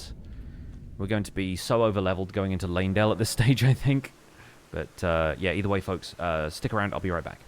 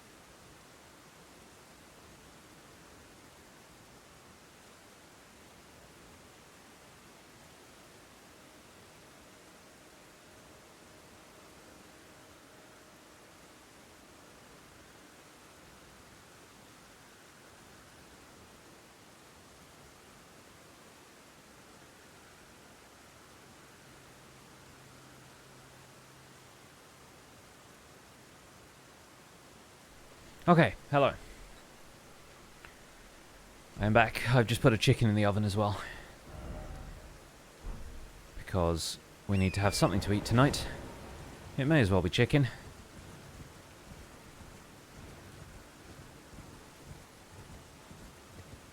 So I believe... Absolutely not. Somewhere down here there's a cave, which leads to a pair of beastmen. I think there's rune bears in here that we can just ignore.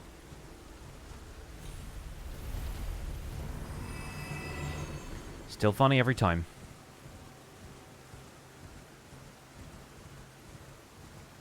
Yeah, the bear outside of here is a sign that the cave exists.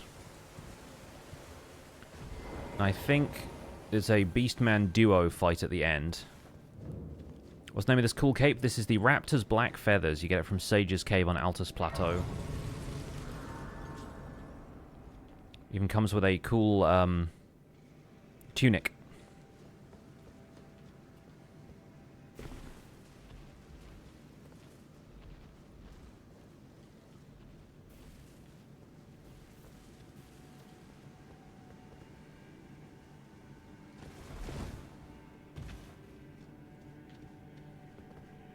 Yeah, I thought this was one of those situations where there's wolves.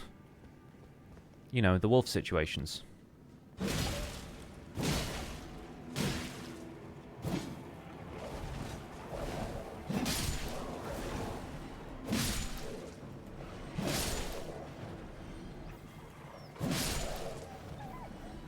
Okay, that's them taken care of. Continue on down. Another couple of roll and jumps, and I think this is where the fight starts.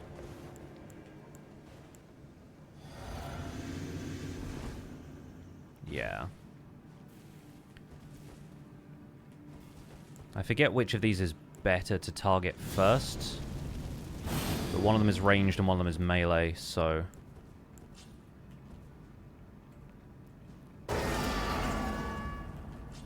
Wild that they didn't hear me do that.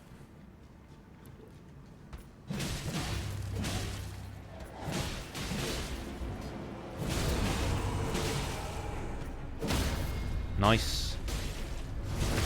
So much DPS though. Look at this. I'm almost dead. Just from this guy throwing these at me.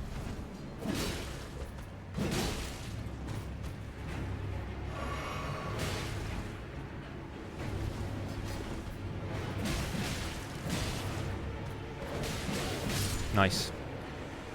Thank goodness for that. Have I considered attempting a rune level 1 run? I have considered it. I'm probably not going to. At least not until I get a lot more familiar with this game, because most people do rune level 1 with, like, Star Fists or one of the weapons that you can get really solid, like, stance-breaking attacks and crits.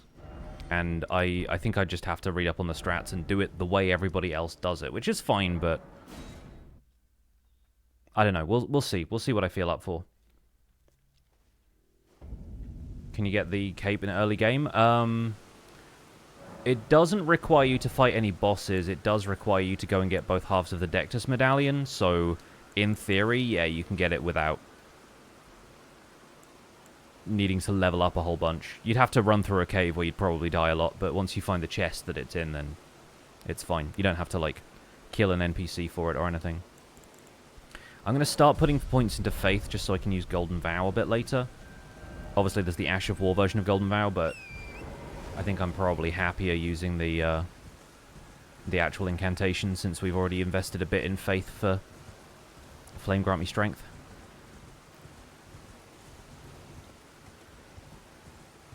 Excited for the next weapon. It's funny how many people just want you to move on and constantly in a state of change, right? I'm also excited for the next weapon, but I'm excited for this one still, because we have to fight a lot of fun bosses.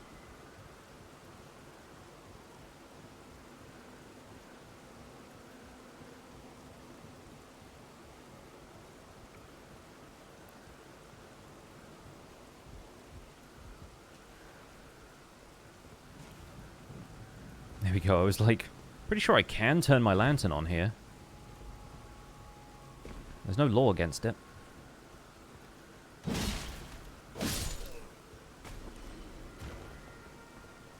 No! Well, that could have been worse, I guess.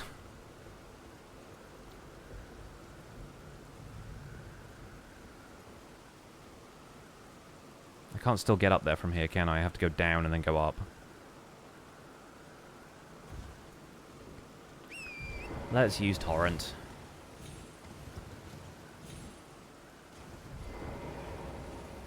Main reason I don't want to use Torrent is sometimes I dismount too hastily and I end up throwing myself off this tower, but... So on the starting class weapons, yeah, we started as the hero class, and you get the battle axe by default, so that's why I decided to make it a challenge. And do all bosses with it, because it felt like this was a whoop. There we go. It felt like this was a weapon that, you know, there's no challenge to acquiring the weapon, so make a challenge a different way. Excited for when you get to the Guardian Sword Spears. They're fun, scale amazingly well with Dex. Nice. I do like a Dex weapon. My first playthrough started as a Dex build and then went Dex Int when I got Moonveil, so...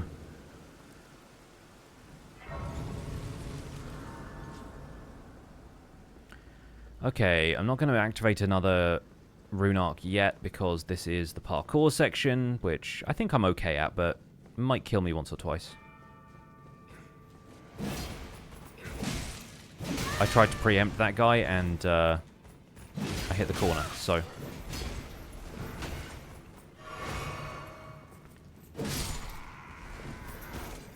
Another reason not to use a rune arc yet.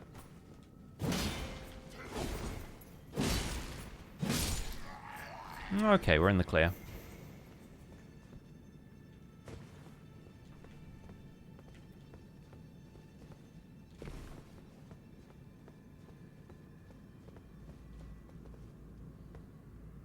Oh no! Always found it really funny that you don't, like, surf that down. You... you fall, it falls. You fall slower than it falls. And then you catch up later.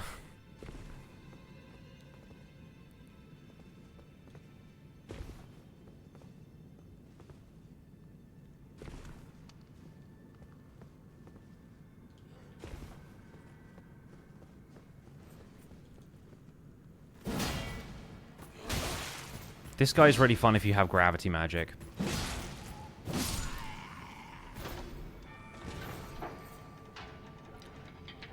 Started with the Stored Spears, moved on to a bonk build, finally got the Blacksmith Hammer. It's a fun one.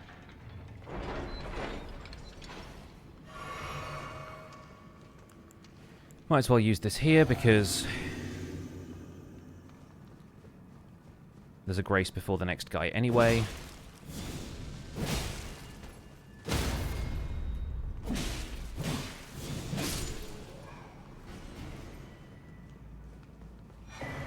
Hey, free rune arc.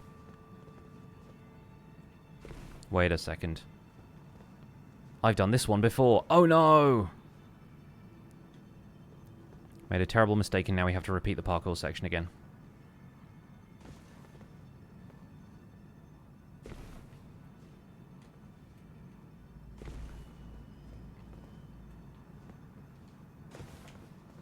Almost. Almost got me that time.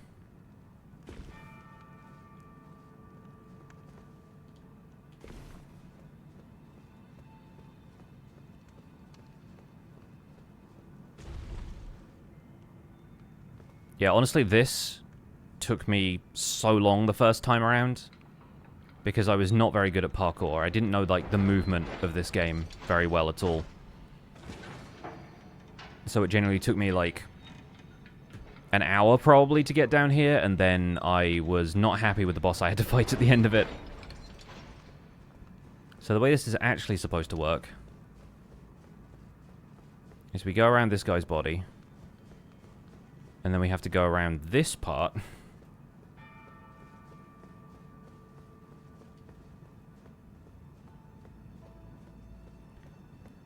And then we drop down here. Because this tower is very badly built. But fortunately, that just drops you off at the elevator, which takes you the rest of the way.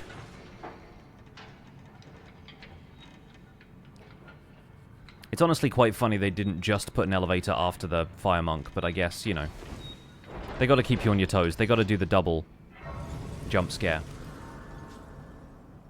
One of my favorite content creators. Now you're playing my other favorite game. Just want to say thanks for the content. Hey, this is my other favorite game too, so I am very happy you're here. Welcome in. So let's fight this guy, I guess.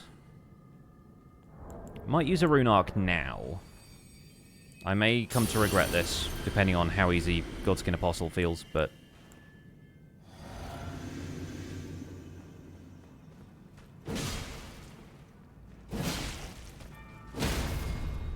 At least we get to crit this guy first.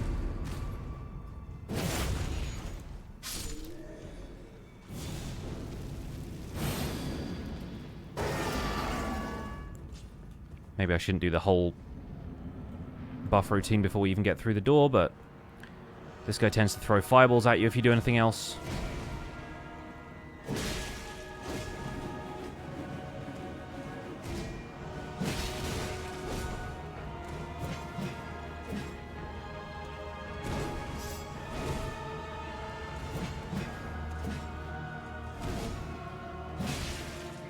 He's got a lot of dodges, so the combo isn't exactly the best for him.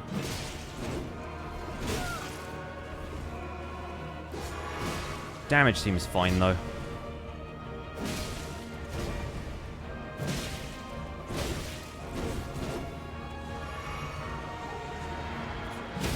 Yeah, we were expecting a stagger at some stage. I thought I'd go for it.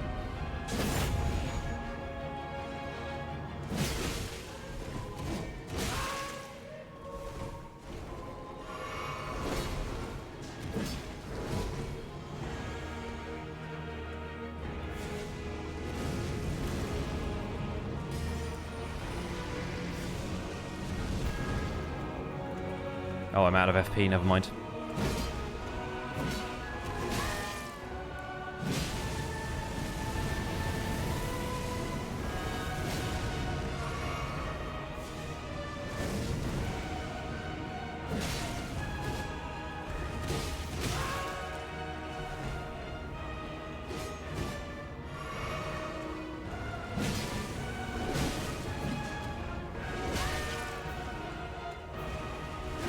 Dang it, I jumped towards him instead of away. Quite lucky I'm not dead after that one. That's my favorite attack, because if you're inside his guard, he just leaves you so open. Well, we don't need the Godslayer Greatsword, so we'll enjoy the music fading out, I guess. What build and level am I running this time? You're new to the stream. This is the Battle Axe with the starter weapon for the hero. I've got Highland Axe and Barbaric Raw right now, with Raw Medallion, Axe Talisman, and the Gold Scarab just to get more runes. That 115? Did I press the button or not? I forgot. Again, I'm bad at remembering whether I pressed things. Anyway, we can level up a little bit more. We've got more points for endurance and vigor, probably. I didn't press the button? Okay, I pressed the button now. 115. Right, so that's Godskin Apostle done. Last few in Caelid is Putrid Tree Spirit, so quick run through War Dead Catacombs. And then Putrid Crystalian Trio in Celia Hideaway. We don't even need to do Sellen's quest for this. Could always double check before next stream. I could, yeah.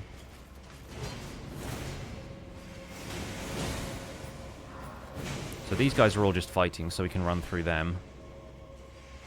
It's right here you've got to be worried because of the guy shooting gravity arrows. But mostly you can juke them into hitting the wall instead.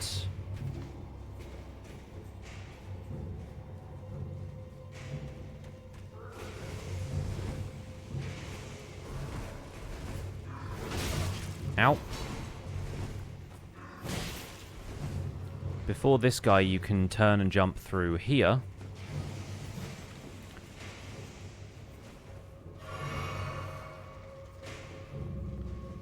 And then you jump through here. We take out this guy just for the sake of it.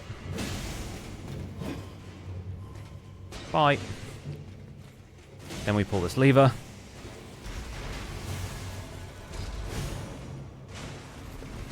And then we run through and fight Ulcerated Tree Spirit. What's my favorite Ash of War? Oh, difficult to say. Probably Unsheath. I just really like the samurai kind of katana skills. It's basic, but it got me through a lot of my first playthrough before Transient Moonlight.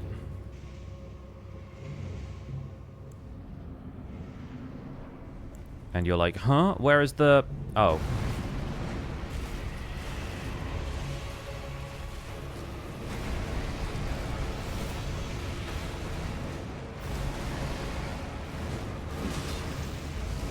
It's all about learning the way this one moves and then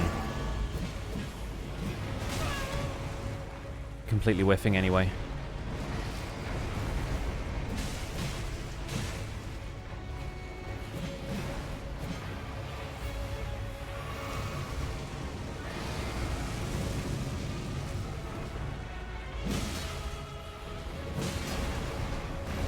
I think honestly we need Claw Talisman at this point, because I think half the time my jumping heavies are doing more damage than the regular heavies.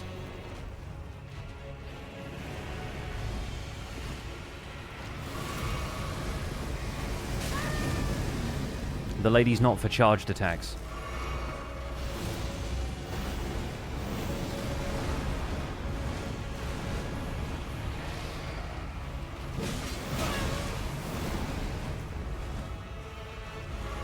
I also really need to get Flame Cleanse Me on deck for all of these Scarlet Rot enemies.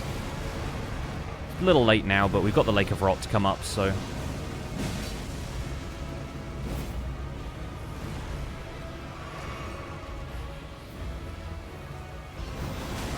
There's at least one boss that we have to fight in the Lake of Rot, actually.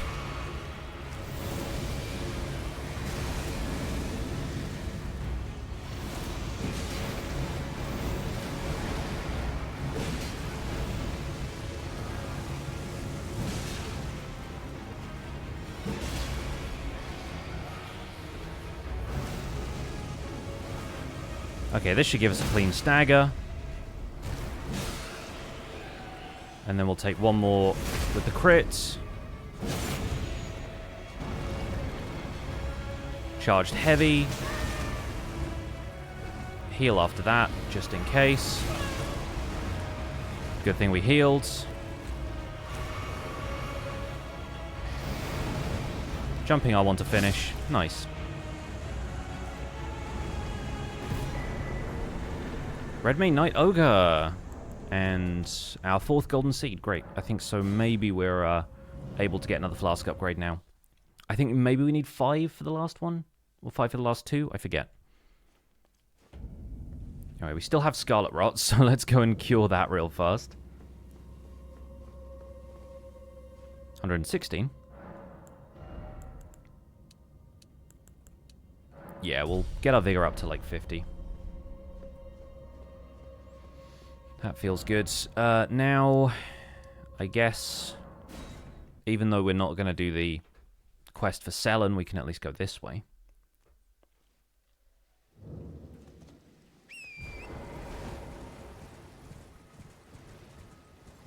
Yeah, obviously, Unsheath just sort of turned into Transient Moonlight for me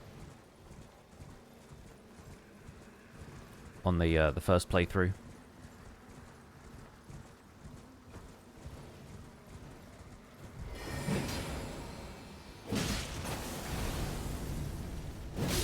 Don't know where that was going, but he missed, so I'm fine with that.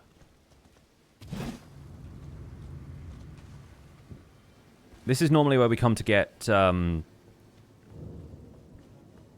of Ruin in any of the sorcery playthroughs, but there is a boss here that I rarely bother to fight because it's a nightmare. But today we're doing it because, I don't know, we're embracing nightmares today. Carrion Retaliation is your favorite Ash of War? It's a good one. That is a good one.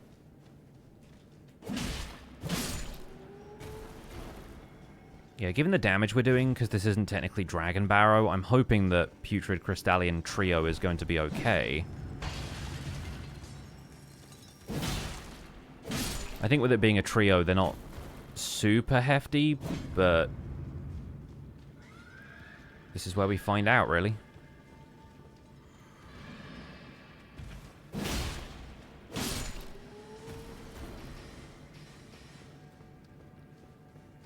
Now all I have to do is remember which way we're supposed to go.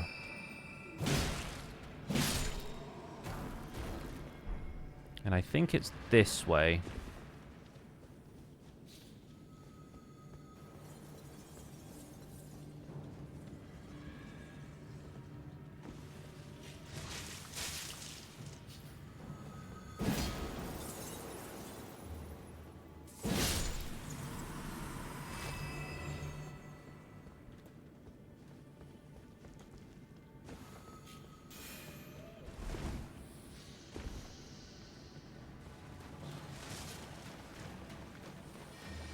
Oh no, we've gone the wrong way.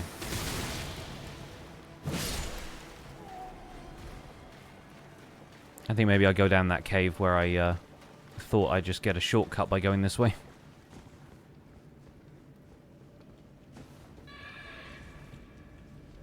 Oh, hello.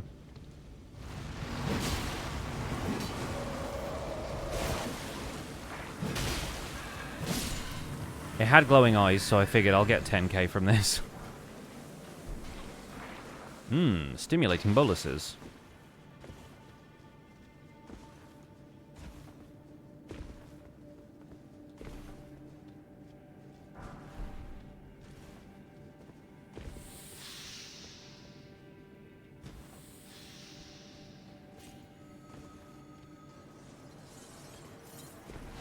Of course, the snails laid a trap for me.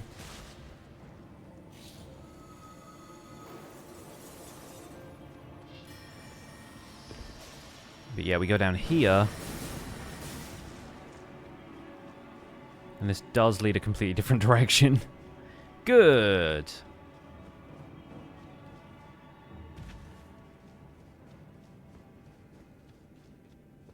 Yes. More snails. I do not care. I pretend I do not see it.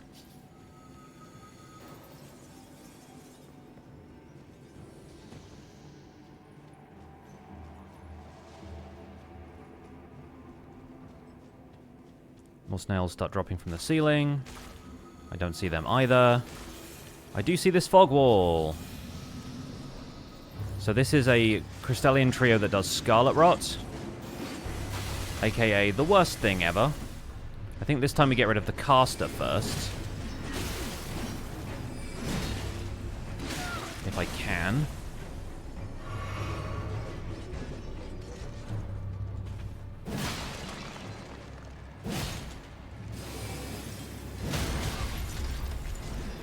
Okay, good.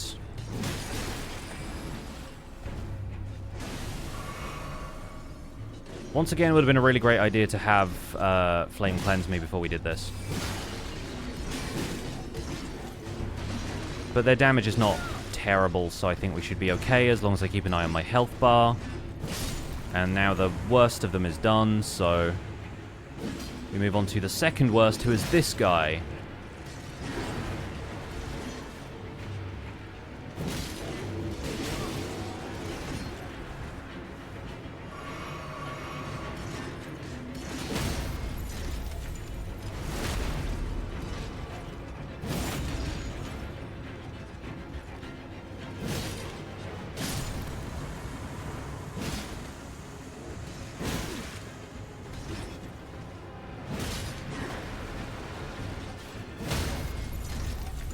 And now we're basically done.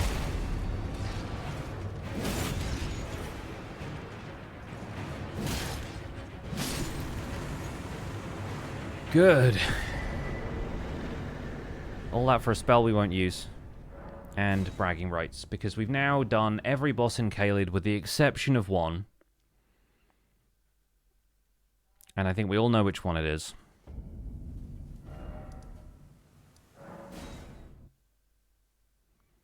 This one we're going to die on at least once. I have that feeling. I will need to get rid of my runes.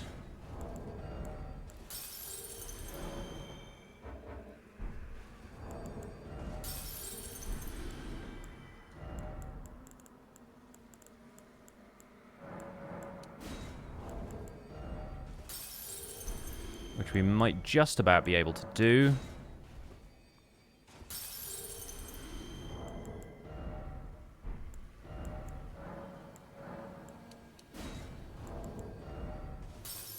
Okay, wonderful.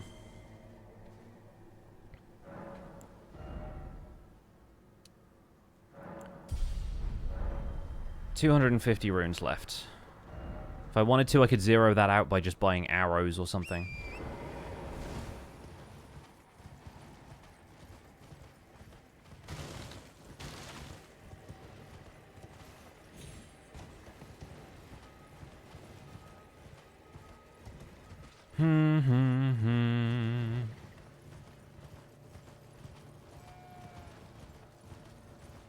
Up to the shack at the end of the road.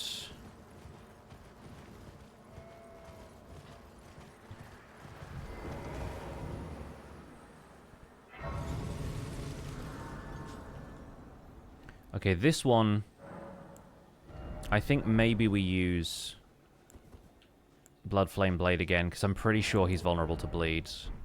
We've got our Rune Arc on. We need to talk to the merchant first. How can I? Really can't buy anything, but we'll buy some arrows, just in case. There's the terrible shack, yes, the gazebo that catches you and kills you.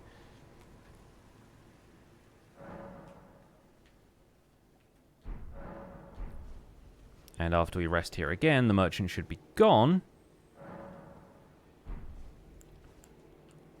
Because it's that time again.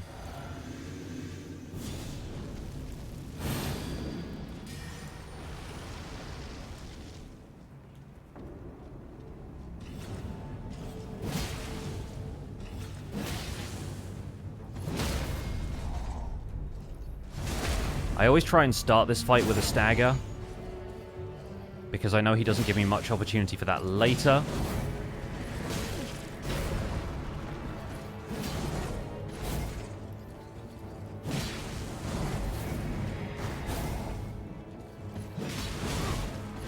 And he hits so stupidly hard.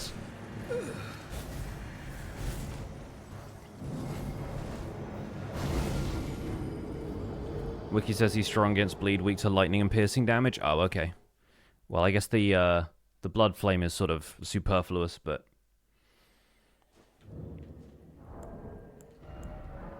I'm not even going to bother with Rune Arcs, because I'm probably going to die at least one more time.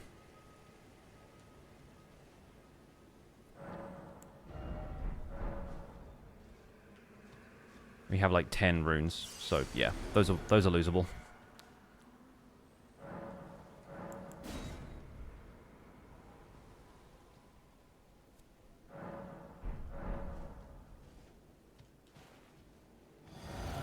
Well, now we literally can't parry him because I don't have enough dex to use the buckler on its own, so... Also just realized the merchant is still there, so I need to rest again. Yeah, the resting twice is one of the annoying parts of this.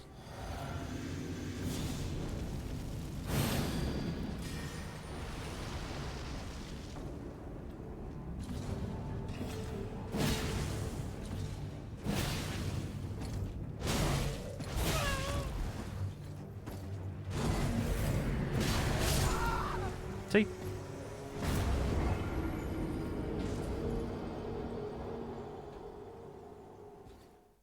Can use the buckler without meeting its requirements. Why, though? Why is that a thing?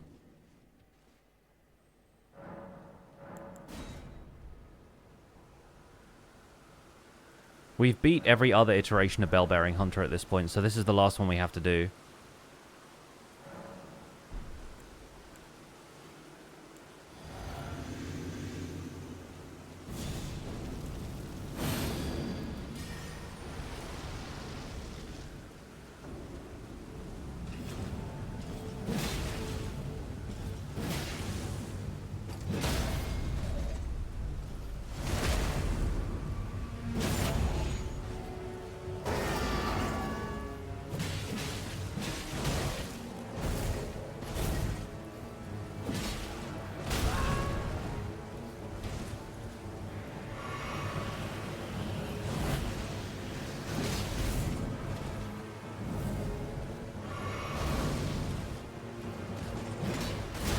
Oh, that's the other thing that's awful about him, is that gives him iframes for no real reason.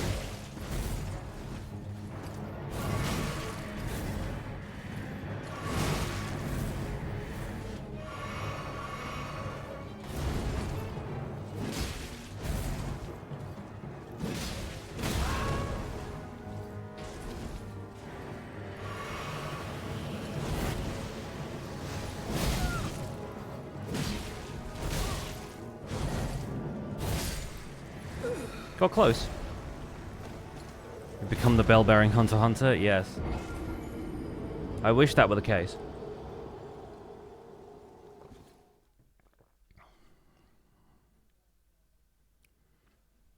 Don't you have to parry him twice to stance break him? Probably, yeah, at this point.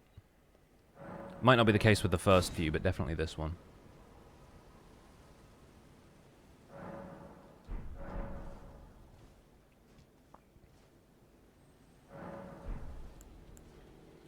Would be hilarious if this ended up being the boss we died the most to.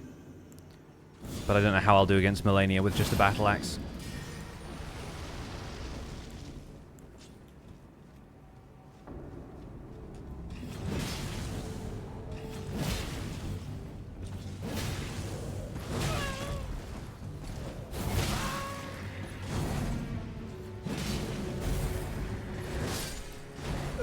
Didn't get the stagger that time. We did the attacks in the wrong order.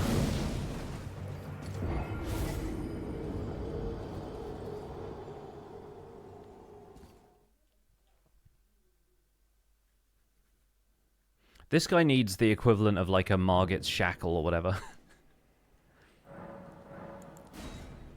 Speaking of which, I actually need to go and buy that.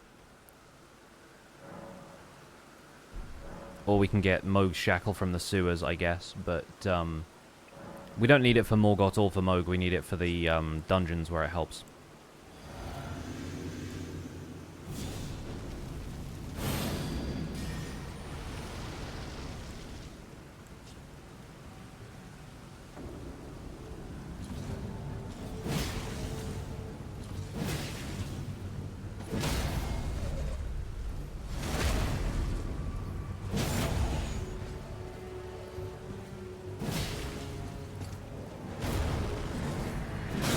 Oh god, I forgot he has the follow-up on that as well. That's so cheap.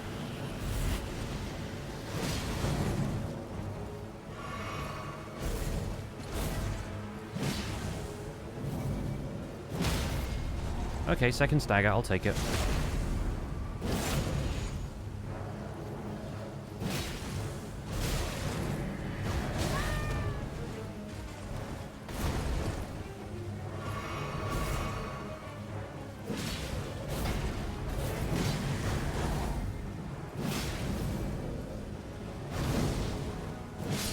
We got him. I knew it'd happen eventually, but man, that's annoying. And we get 60k runes, which is not awful, but that's with gold scarab talismans, so a little absurd. Thanks for nothing, bud. Okay, now we can say we've done everything in Caelid. Which I'm very happy about. We've only got 2 bosses left to do in Liurnia, and that's by following Rani's quest. We can do more stuff in Mount Gelmir. I think we could maybe go and start the Volcano Manor plotline. Did I beat the Bell-Bearing Hunter in Altus? Yes, I did. I've specifically been to this shack, and there's only one reason I'd really go there otherwise. So yes. Right. Let's go do Volcano Manor. Yeah, we literally don't need to come back to Caelid, I don't think. Unless I wanted to do the Great Jar's Arsenal for some reason, but... Brave. I am Tanrias, a warrior. Perhaps. Will you rise with us? Now you believe the drawing room, but be sure. Okie doke. Use the key. So the invasions that we do as part of this are not supposed to be like intended boss fights, like, or they're invasions. They're not boss fights in the strictest sense. They're not counted with the all bosses. Shout out to Radahn. What in heaven, a volcano? I hope. But the main reason I'm doing this is because of Banal. But no, before you can. Before you can. Hello, has a scandal. Brave underlay. Brave underlay.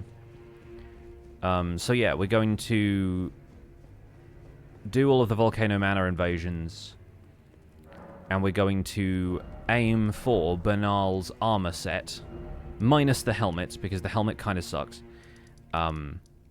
being our armor set for this run.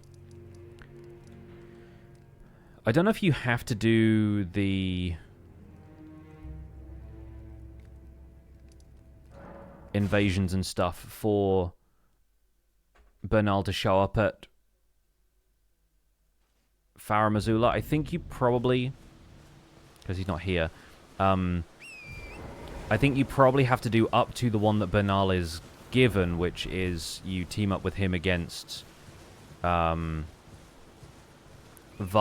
and whatever Vargrim's mate is called. Can't you kill him right now to get the armor? Not inside Volcano Manor. I think maybe you could kill him at Warmaster's Shack, but I already went to Volcano Manor and I think he moves. So, yeah. I would rather do it by completing his quest line anyway, because again, it's fun. It's the only time we're going to do some of these quest lines, honestly. Until we get to the one where you have to get his weapon.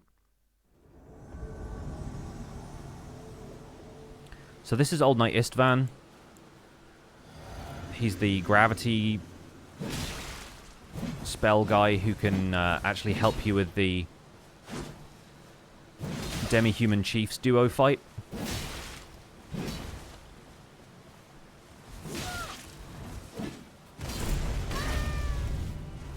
So yeah, he has that, but I guess no follow-up.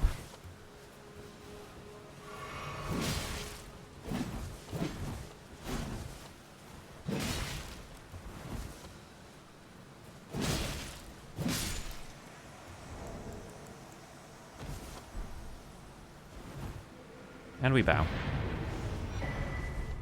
We can also get a few more rune arcs this way, which is nice. Yeah, you can't kill anybody at Volcano Manor because there's the anti-aggression pact there. So we get the scaled armor from this as well, which is kind of nice. You get a lot of very good heavy armor sets from the Volcano Manor assassinations, because all of the tarnished who you fight as a result of this, aside from Riley the Idol, have very hefty armor.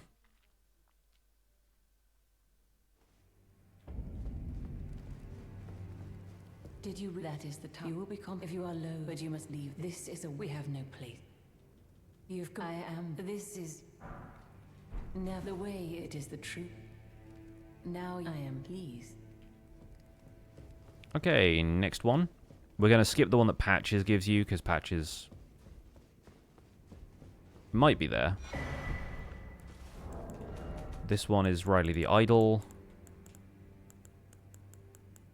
Where is it? Is it in Notes? It's in Notes. Yeah.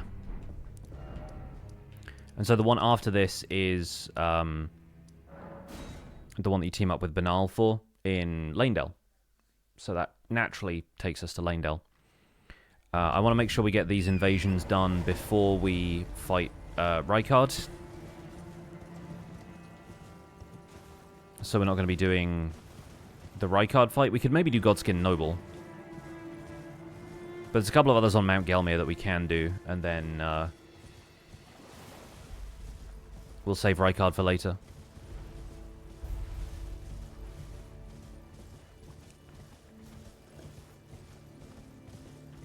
If I was an Elden Ring character, which class would I be? I'd be a wretch. I'd basically be a wretch.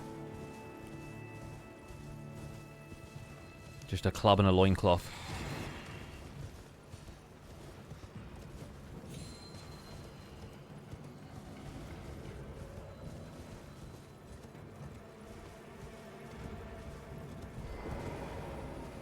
Note the amount of bloodstains around here. No, honestly, as far as, like, what I think is closest to who I am, I guess. I think Astrologer probably hits the closest, not because of, like, any kind of interest in astrology, but more the fact that it's, like, I don't know, intelligence-based. I guess I'm vaguely intelligent.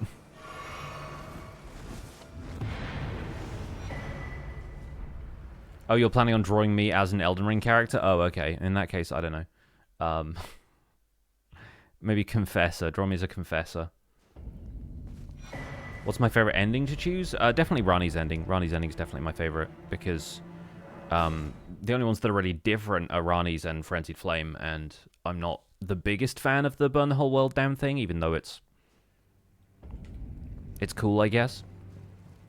I see you. Here is your use. Now, of the truly Erd, it was all the tarnish like the shower lord. If the Erd, then we are willing. We at the. If you follow the lords, you cannot. If you cannot. So this is the point at which we should get Banal's request.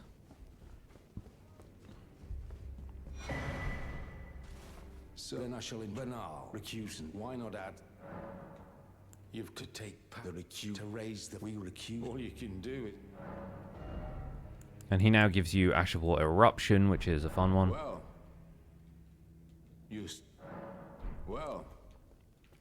And the red letter is Juno Hoslow.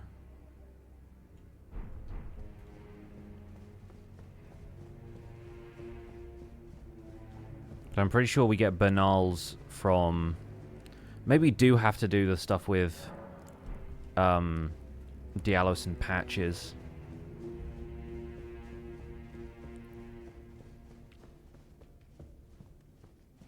Look at you. I knew you take this. Oh, there we go. Yeah, okay. As if you should. We just needed to talk to Banal more, I guess. Have any something? Oh, put my axe through your head there. Sorry about that. Some like.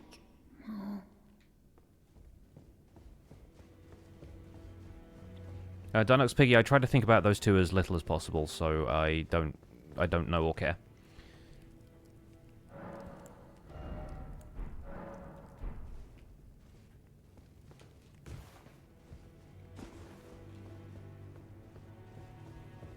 Oh, Patches is here. Fun.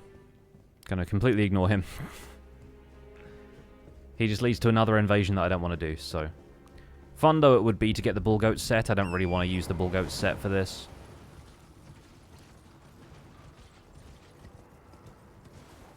Not gonna go that way. On second thoughts? Nah. Poor Patches just left behind. Well, we've already done all of the stuff at Shaded Castle, so... as far as Patches is concerned, we're not gonna get anything out of doing his quest line. We get one more boss fight with Patches, but we've already done a boss fight with Patches, so it doesn't count for the checklist.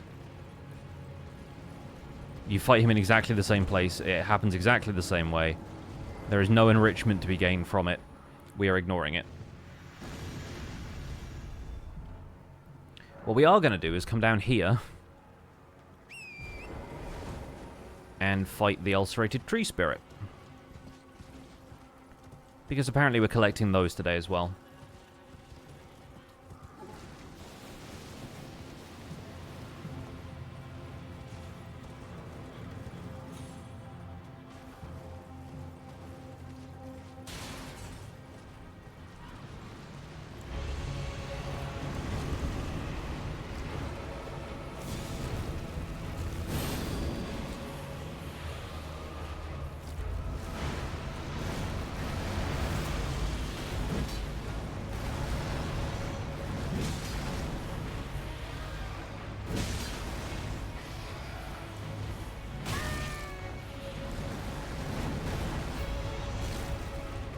I'm thinking maybe we go over here, I guess.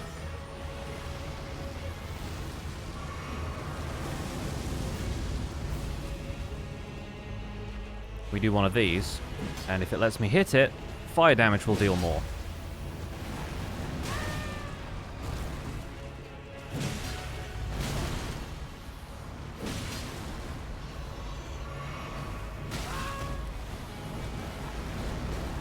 Just getting slapped. No biggie.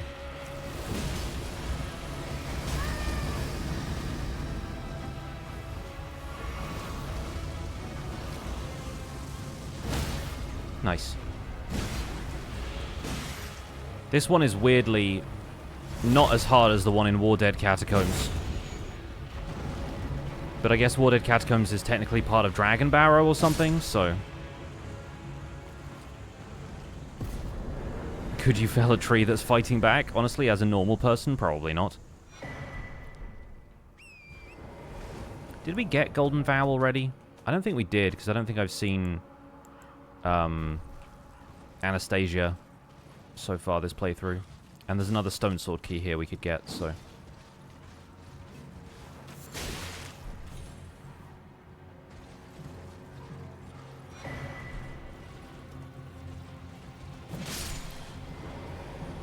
Okay, time to get invaded.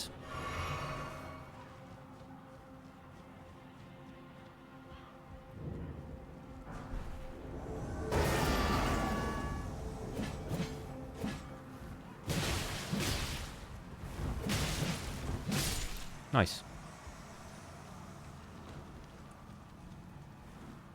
That was a decent fight. Sacred Butchering Knife is going to be another fun one to do at some stage. Somewhere up here, I believe, there's a fight we do. I think it's like a Demi-Human cave.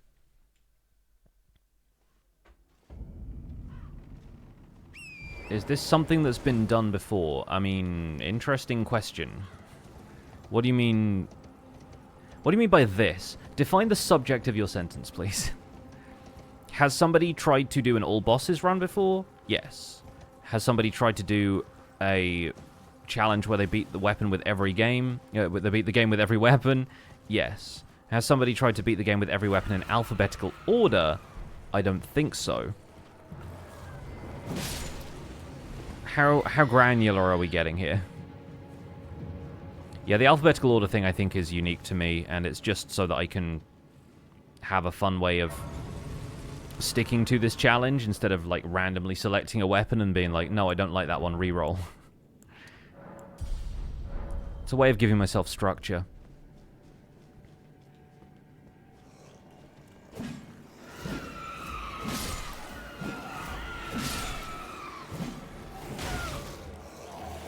Gelmir Demi-Humans. Not the hardest thing in the world. We can hop down onto this ledge. Oh, we still take damage, never mind.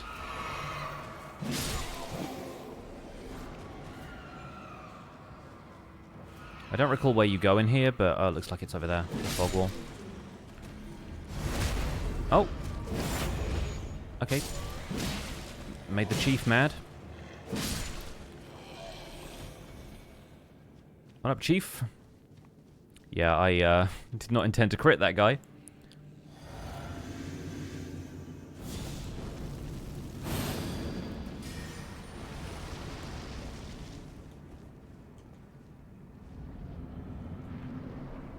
The glowing purple eyes are still just a lot.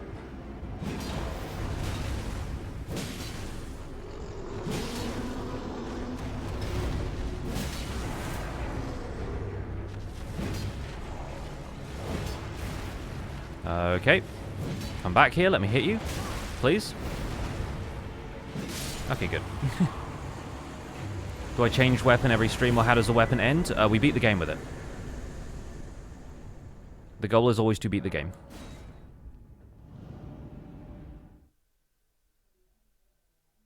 Oh my god, I just got sent one of those obvious scam, like, you're an influencer, we want to collaborate with you emails, except they haven't deleted any of the stuff you're supposed to delete.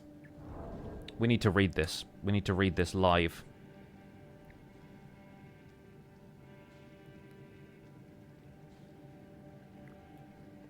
Parsec brand collaboration inquiry from Lisa Brown at gmail.hu. Sorry to dox you on stream, Lisa, but this is clearly a scam, so I'm not sorry. Greetings. Hi, hello, good day, good afternoon, good evening. How are you? Salutations, welcome. Esteemed, dear, respected, valued, cherished, honored partner. I'm the advertiser, promoter, representative, marketer from Parsec. we have remarkable, exceptional, extraordinary, impressive, noteworthy, outstanding software that we would like to promote on your YouTube channel.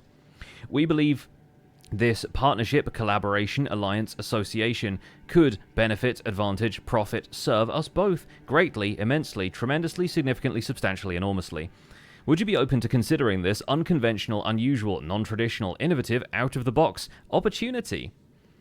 Parsec is no ordinary platform for remote access and collaboration. It offers unique, distinctive, one-of-a-kind, special, exceptional, exclusive features that can elevate, enhance, boost, raise, heighten your productivity to new heights, levels, peaks, or summits. I'm going to stop there because obviously I don't want to give these people airtime, but good lord, dude, at least do the one thing you're meant to do. At least mail merge. For heaven's sake.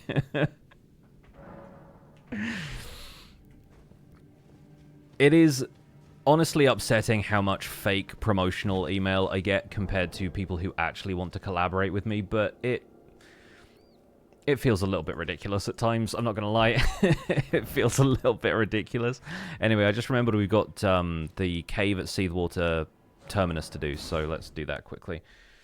They literally used all of the adjectives. It's all in like curly brackets with separators that is meant to trigger a mail merge form that just did not go off, and they hit send anyway.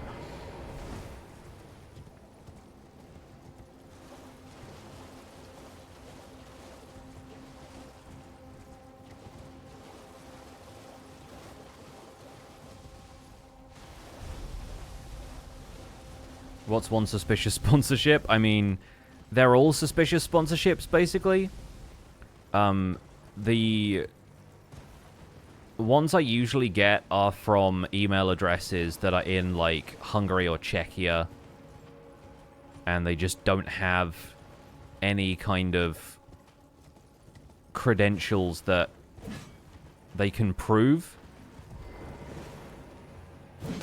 The funniest part of it all is it's always like, hello, I work for this organization. And it's like, you want to maybe link me to a LinkedIn profile or something? Like, even try to be.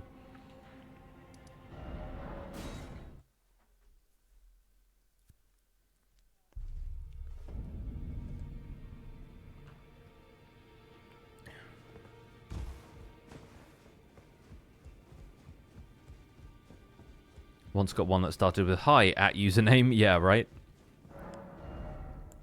Oh, we've run out of stone sword keys here. We have to go and buy them from merchants, probably. Not a problem, but where will we do that? I don't think Caelid has any. Did this guy have some? Should we go back to Isolated Merchant Shack in Caelid?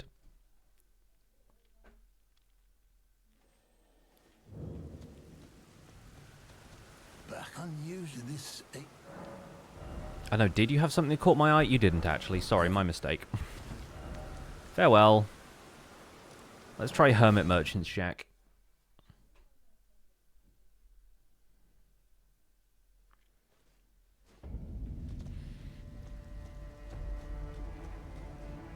Well, divorce. I forgot that guy says that. It's very funny. No, thank you, not today. Let's go and do the Deathbird fight while we're here, because there's a Deathbird fight up this way. Yeah, I don't know where we're getting stone sword keys from at this point. Do you believe they're badly written on purpose? I'm sure they are. Like, I'm sure they are.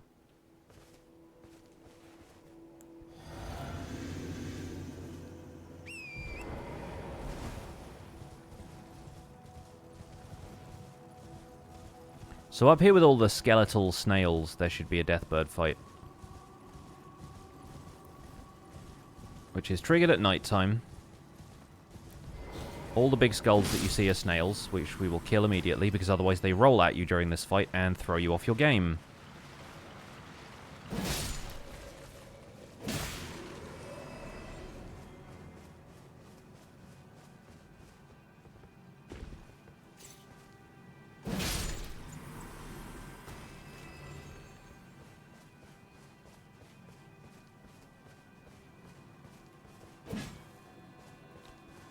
Where is Deathbird, please?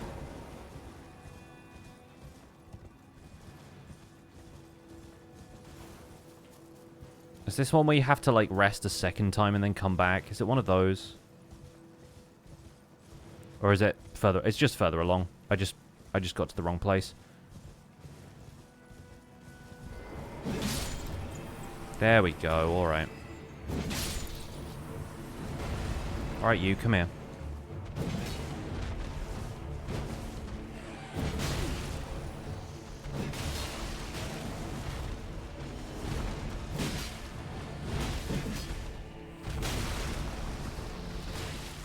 Oh no! We got rolled!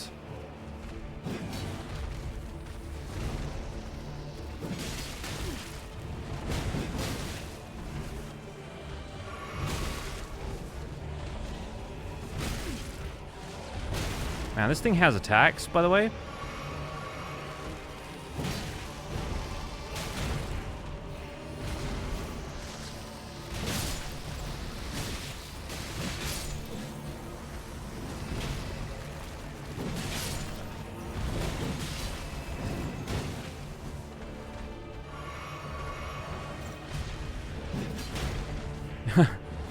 Forgot the Deathbird can also hit the snails, which is great.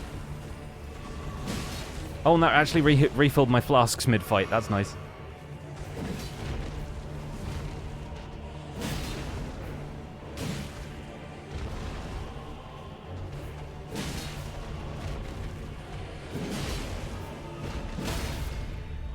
Love to get a crit on these things. So satisfying.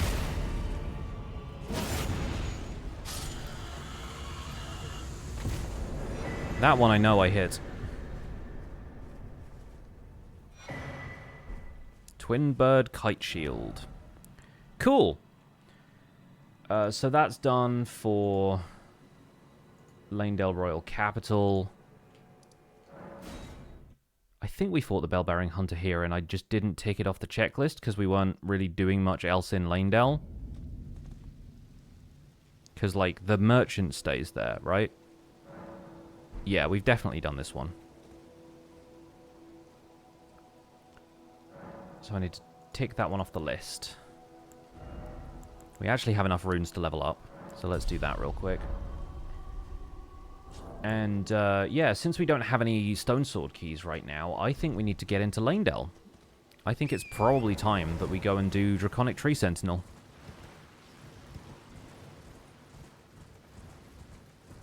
Your own second boss bar appears after you get, like, the full flask refill? That's so funny.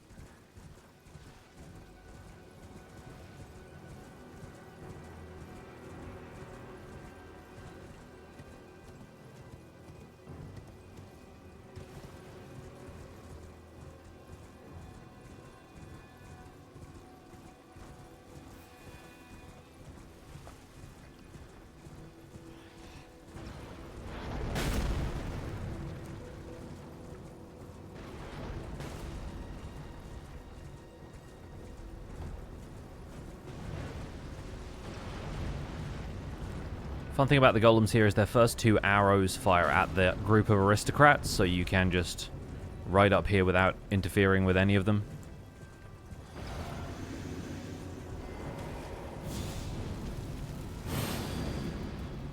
You know what? I'm feeling spicy.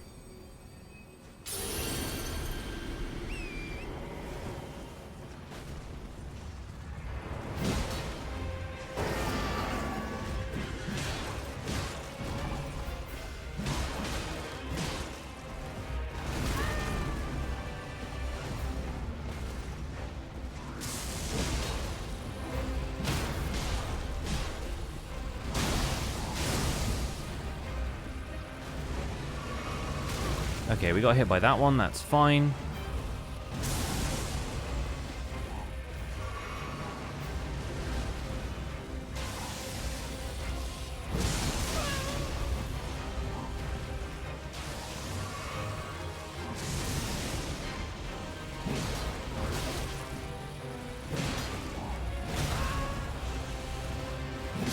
Yeah, easy.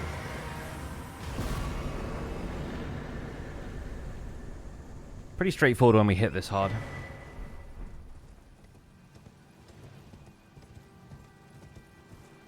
Oh gosh, Specs Rays. Yeah, that stuff's awful. It's always just the exploitation side of it is just so disturbing. Like,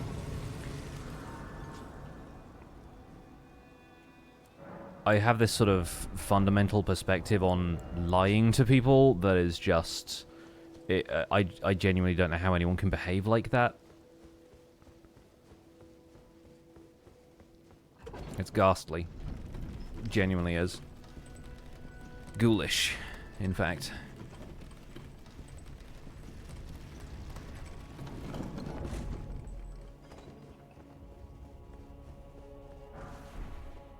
Free magic grease, why not? So, here we are in the royal capital at long last. It's been a while. We get the nighttime view of the Erd Tree.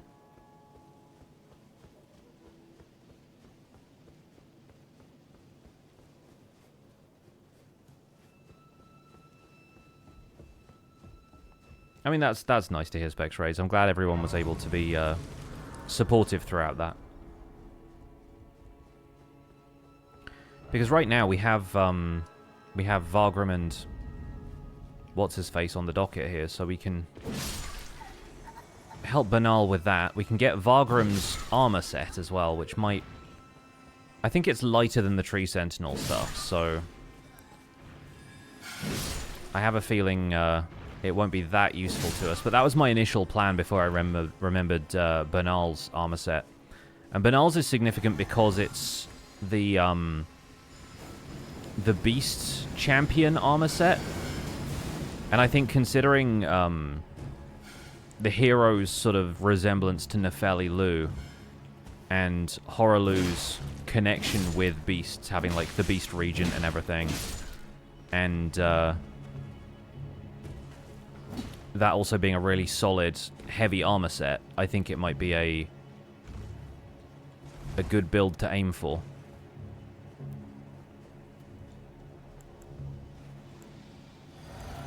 We're going to go the full buff routine for this one because Blood Flame's going to be helpful against the tree.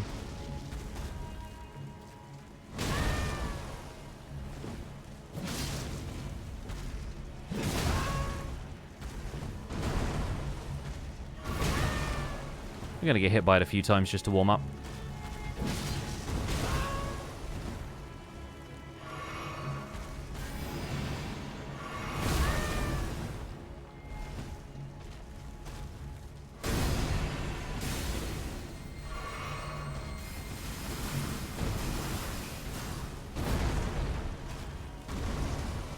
Okay, now the fun begins.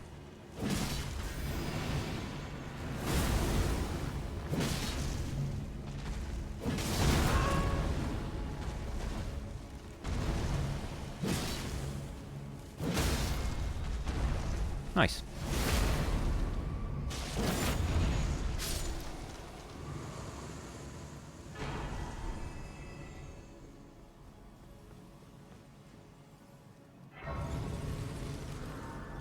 We will need to go down into the sewers. I don't know if we'll do that right this second. My for bringing here, and thus I shall to farewell. I shall leave. I wish you luck. You have. I have no.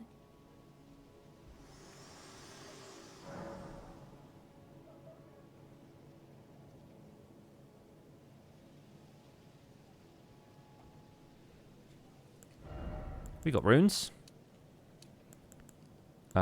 Yeah, more endurance. We'll need more endurance if we're going for Banal's armor set. Do you have trouble fighting that tree? It's an annoying one. It just kind of blocks your way in the middle of the road. A lot of the other arenas in which you fight those Erd Tree avatars are larger. They have a lot more space.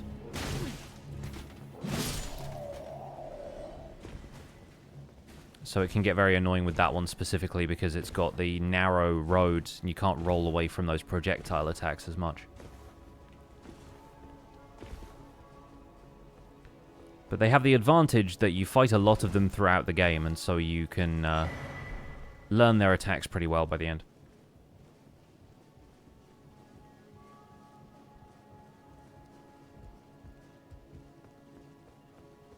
That email sender needs to be added to the boss's defeated count, right? Not even a boss. Minor enemy at best.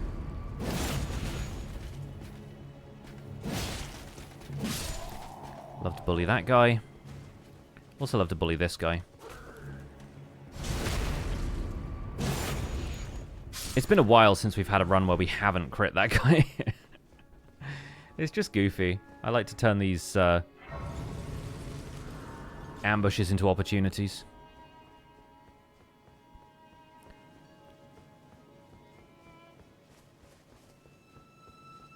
We are going to get this golden seed, even though it triggers the gargoyle to attack.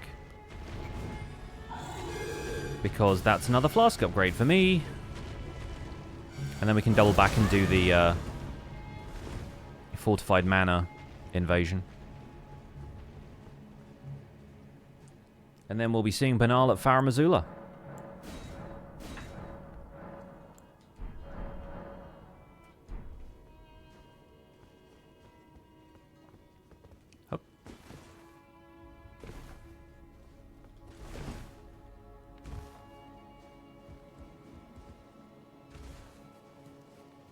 Ignore the doges.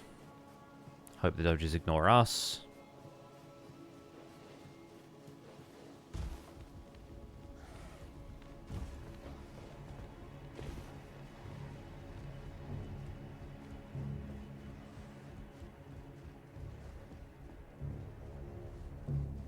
Hammer.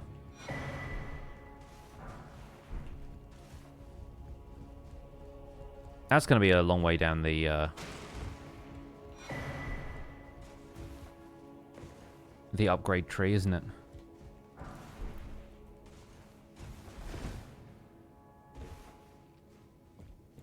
Get Alberic's whole deal.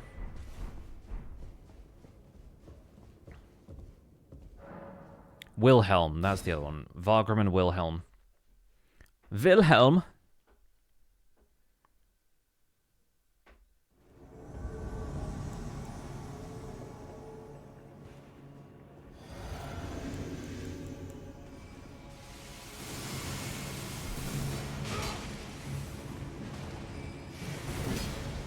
He's got the Godslayer's greatsword as well, which is fun.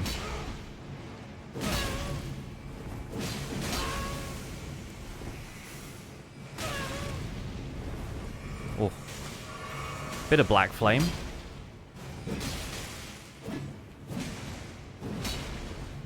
John Elden Ring over here is a tough one.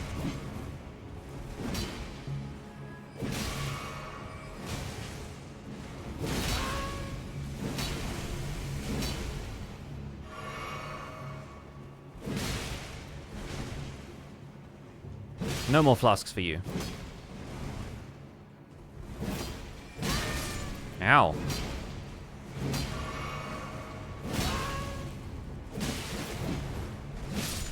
Alright, Benal got the other guy.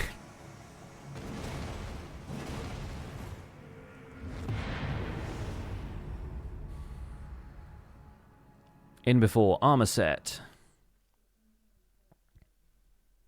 Hammer character named Thor just because, yeah.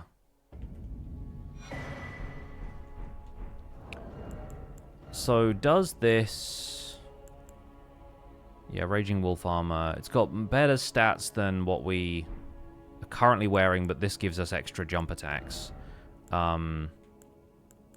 Raging Wolf gauntlets are worse than the Crucible ones. So is the twinned armor set, actually. So the only thing we could do is... Like, we could improve the helmet by putting on the scaled helm. But I kind of like this helmet for now. Yeah, that's that done. We can go ahead and do Godfrey now, just so we can get an extra talisman slot, which I will appreciate, because I want to put the Claw talisman on yesterday. I feel like I would have ended a couple of fights a little sooner if I'd had the Claw talisman to begin with.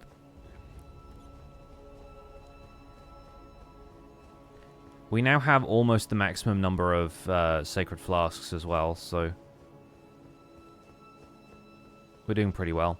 We're going to be spending a lot of time here on the next playthrough, because the guy you see walking up the road just above my helmet here, that guy is one of the duelists. I think there's another guy outside the Colosseum who's another duelist. And the battle hammer is dropped by the second guy. So we're going to have to come here and farm that, because the only other place you can get it, if you want to get it early, is from the... Oh no, did they patch that? I thought you could get it from the duelist boss fight. But I guess not, right? Because the drops there are guaranteed now.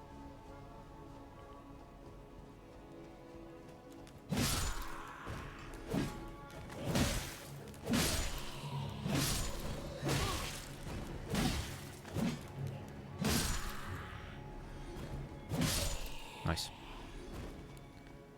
Okay, having fought our way up the branches of the tree here, we're pretty set for Godfrey.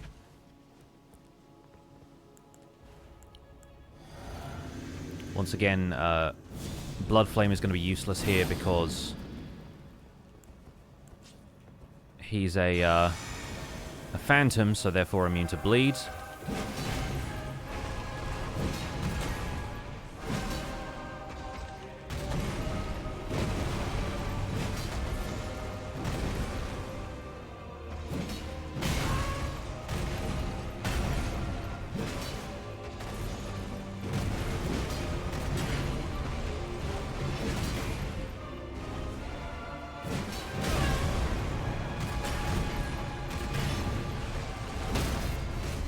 Easy stagger. Nice.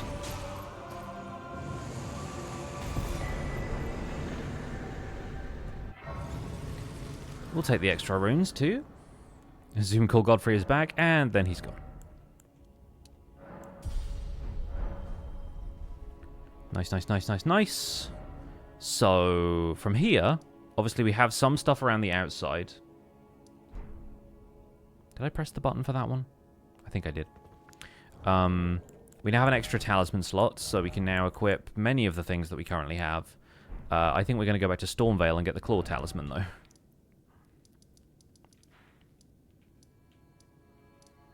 though. We don't have Rampart Tower, so we'll go here.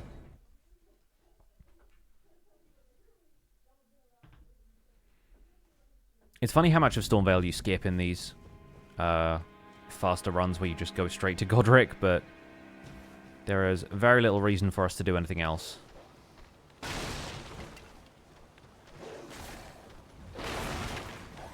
The dog broke it, not me. Yeep! We're going to be here just a little bit longer.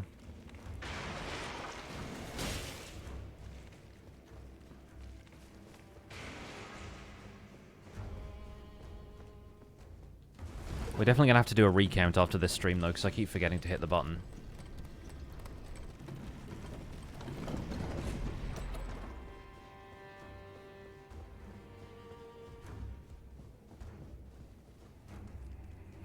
Tis but a scratch. Yeah, like, most of the stuff in Stormvale is not going to be doing a whole lot of damage to me now.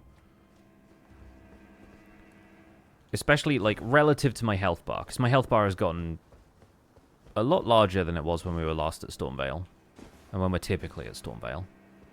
But also because your natural damage resistance increases anyway as you level up, but it's increased even more because we've been leveling the strength stat. Which is not explained thoroughly enough elsewhere, has a really strong impact on your physical resistance. This is the whole reason people can survive with, like, no armor into late game.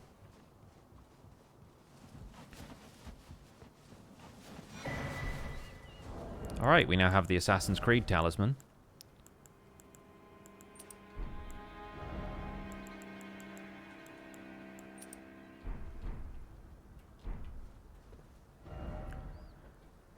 And we can check off Godfrey, Draconic Tree Sentinel. We've done the Deathbird already. So right here, there is a Hero's Grave. There's a Catacombs. I think an Onyx Lord at the end of that? Or is the Onyx Lord... this one here, because we've done that one already.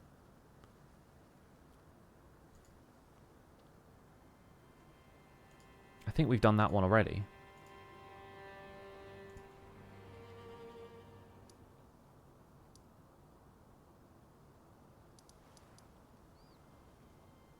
Because what else is there around Lanedale? Yeah, or as a side tomb, Grave Warden, Duelist, and then Crucible Knight or Dovis at the base of that. We've done Gelmir Hero's Grave, right? So yeah, we did Red Wolf for the Champion. Okay, cool. So we got those to do. There's just like little dungeons and little places, little bits and pieces. Oh, we need to go back to Volcano Manor, though, for Banal's whole thing.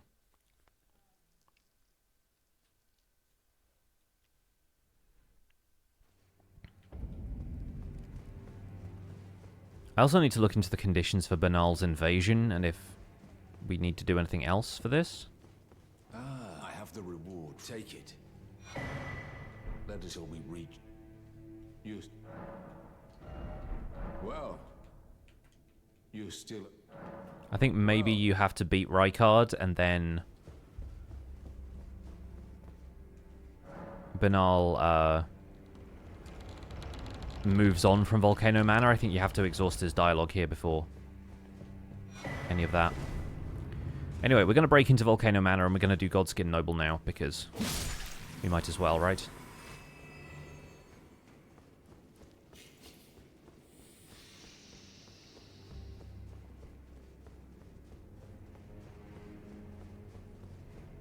Ignore this guy.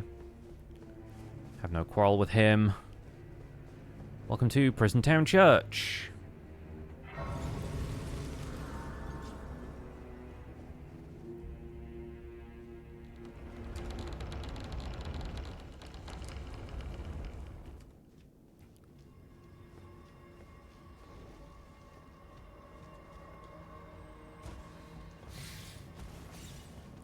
Time to do the fun path.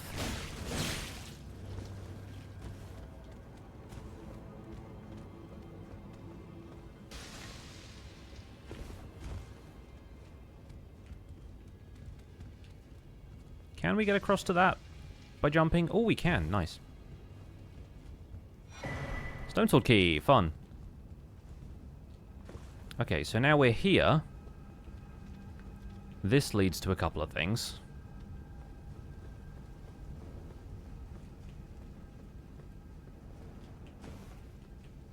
It's another area I did not really explore on my first playthrough. I don't think anything here is really worth our time, but Smoldering Shield. It's a fun one. But you can also get up onto this house.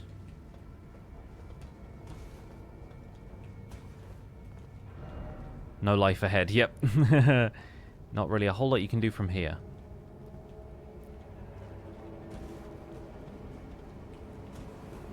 However, I believe it is still possible to go from here across the lava to there and skip most of the Volcano Manor dungeon. Because dangerous though this looks, 'tis but an illusion.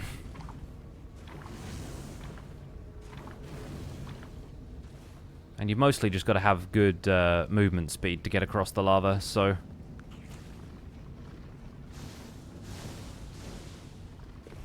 This gets us past all of that nonsense.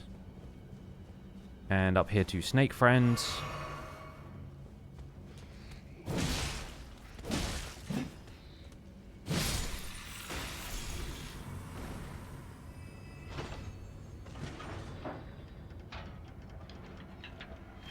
There's also a magma worm down there that is not a boss,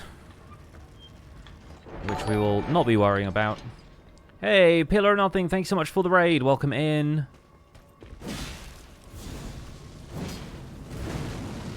I've dealt with worse fire monks than you today.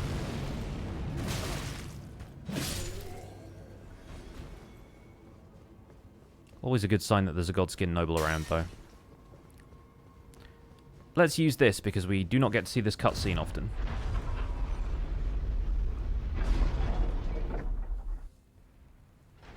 The most important cutscene in the game.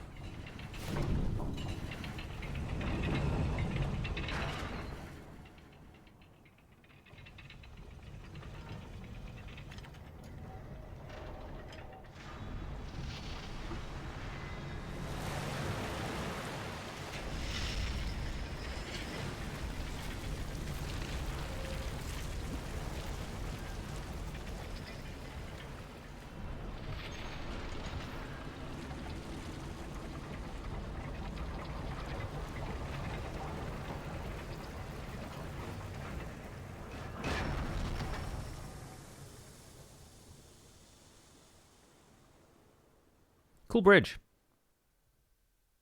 Love that bridge. Also, thanks for the preview of the fact that this is a boss arena. There's a fog wall over there, but it's actually for over here. I think the Godskins are weak to bleed, right? Or affected by bleed, at least.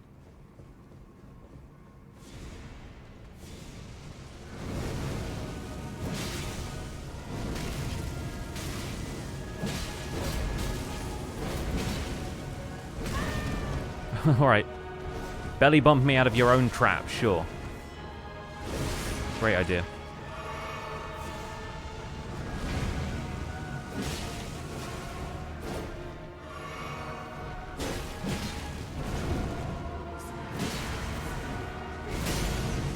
Before he rolls.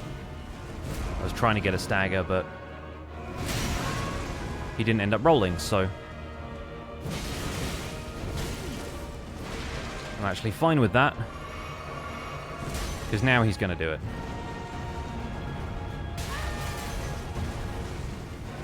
Could have been worse.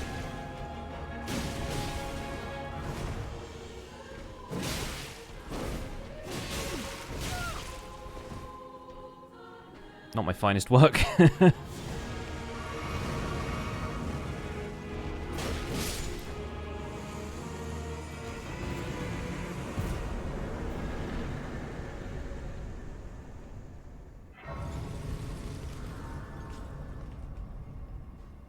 +1.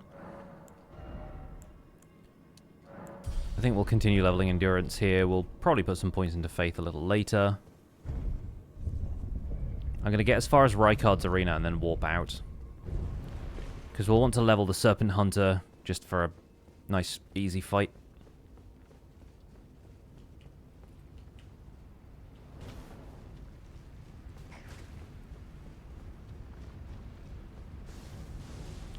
I kind of like going ham on the Rykard fight. I see no reason not to. Golden Rune? Oh, never mind. It's been a long while since we've done Volcano Manor, actually, just because, you know, we don't really need to so often.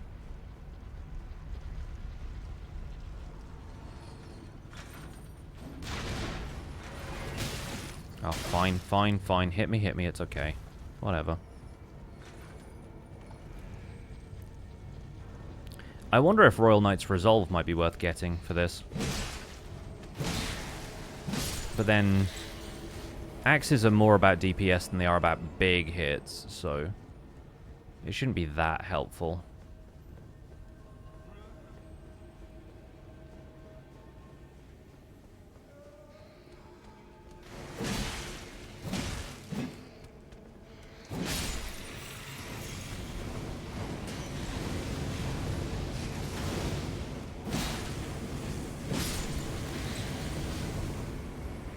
Always found that guy really hard to deal with until I realized you just have to move to wherever there isn't magma. Which, for whatever reason, was more difficult than it seemed.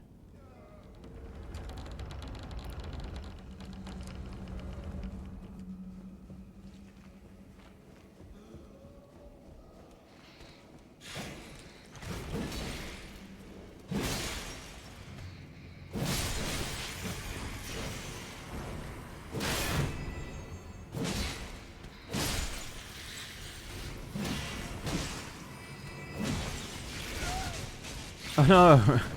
We got munched. Now die.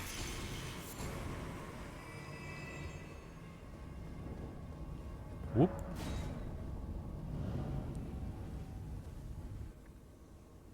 We're in, lads. Potato head? Yes.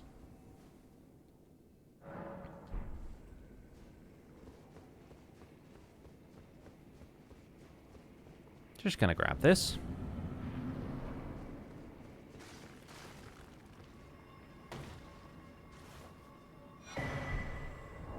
And now we leave. I think that is where we're going to call it for today, and I think that because I put a chicken in the oven when I took my bathroom break, and I think it's probably going to be done by the time we've beaten any more bosses, so just so it doesn't burn, I will leave things there. Folks, thank you for joining me. I will do a recount of our boss count after the stream, after I'm done with the chicken.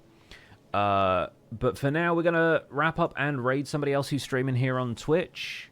I'll probably be back with you folks on Thursday. We are planning on going and doing some other bits and pieces later this week, but that might be on Friday. So I'm going to drop you off with Solar Venatrix, who is also on her first playthrough of Elden Ring. Is currently fighting Adula, so I think probably on Moonlight Altar. No spoilers. I'm pretty sure she's up to Godfrey now, but she might not have seen some of the other side bosses and whatnot. So, go say hi to Solar for me.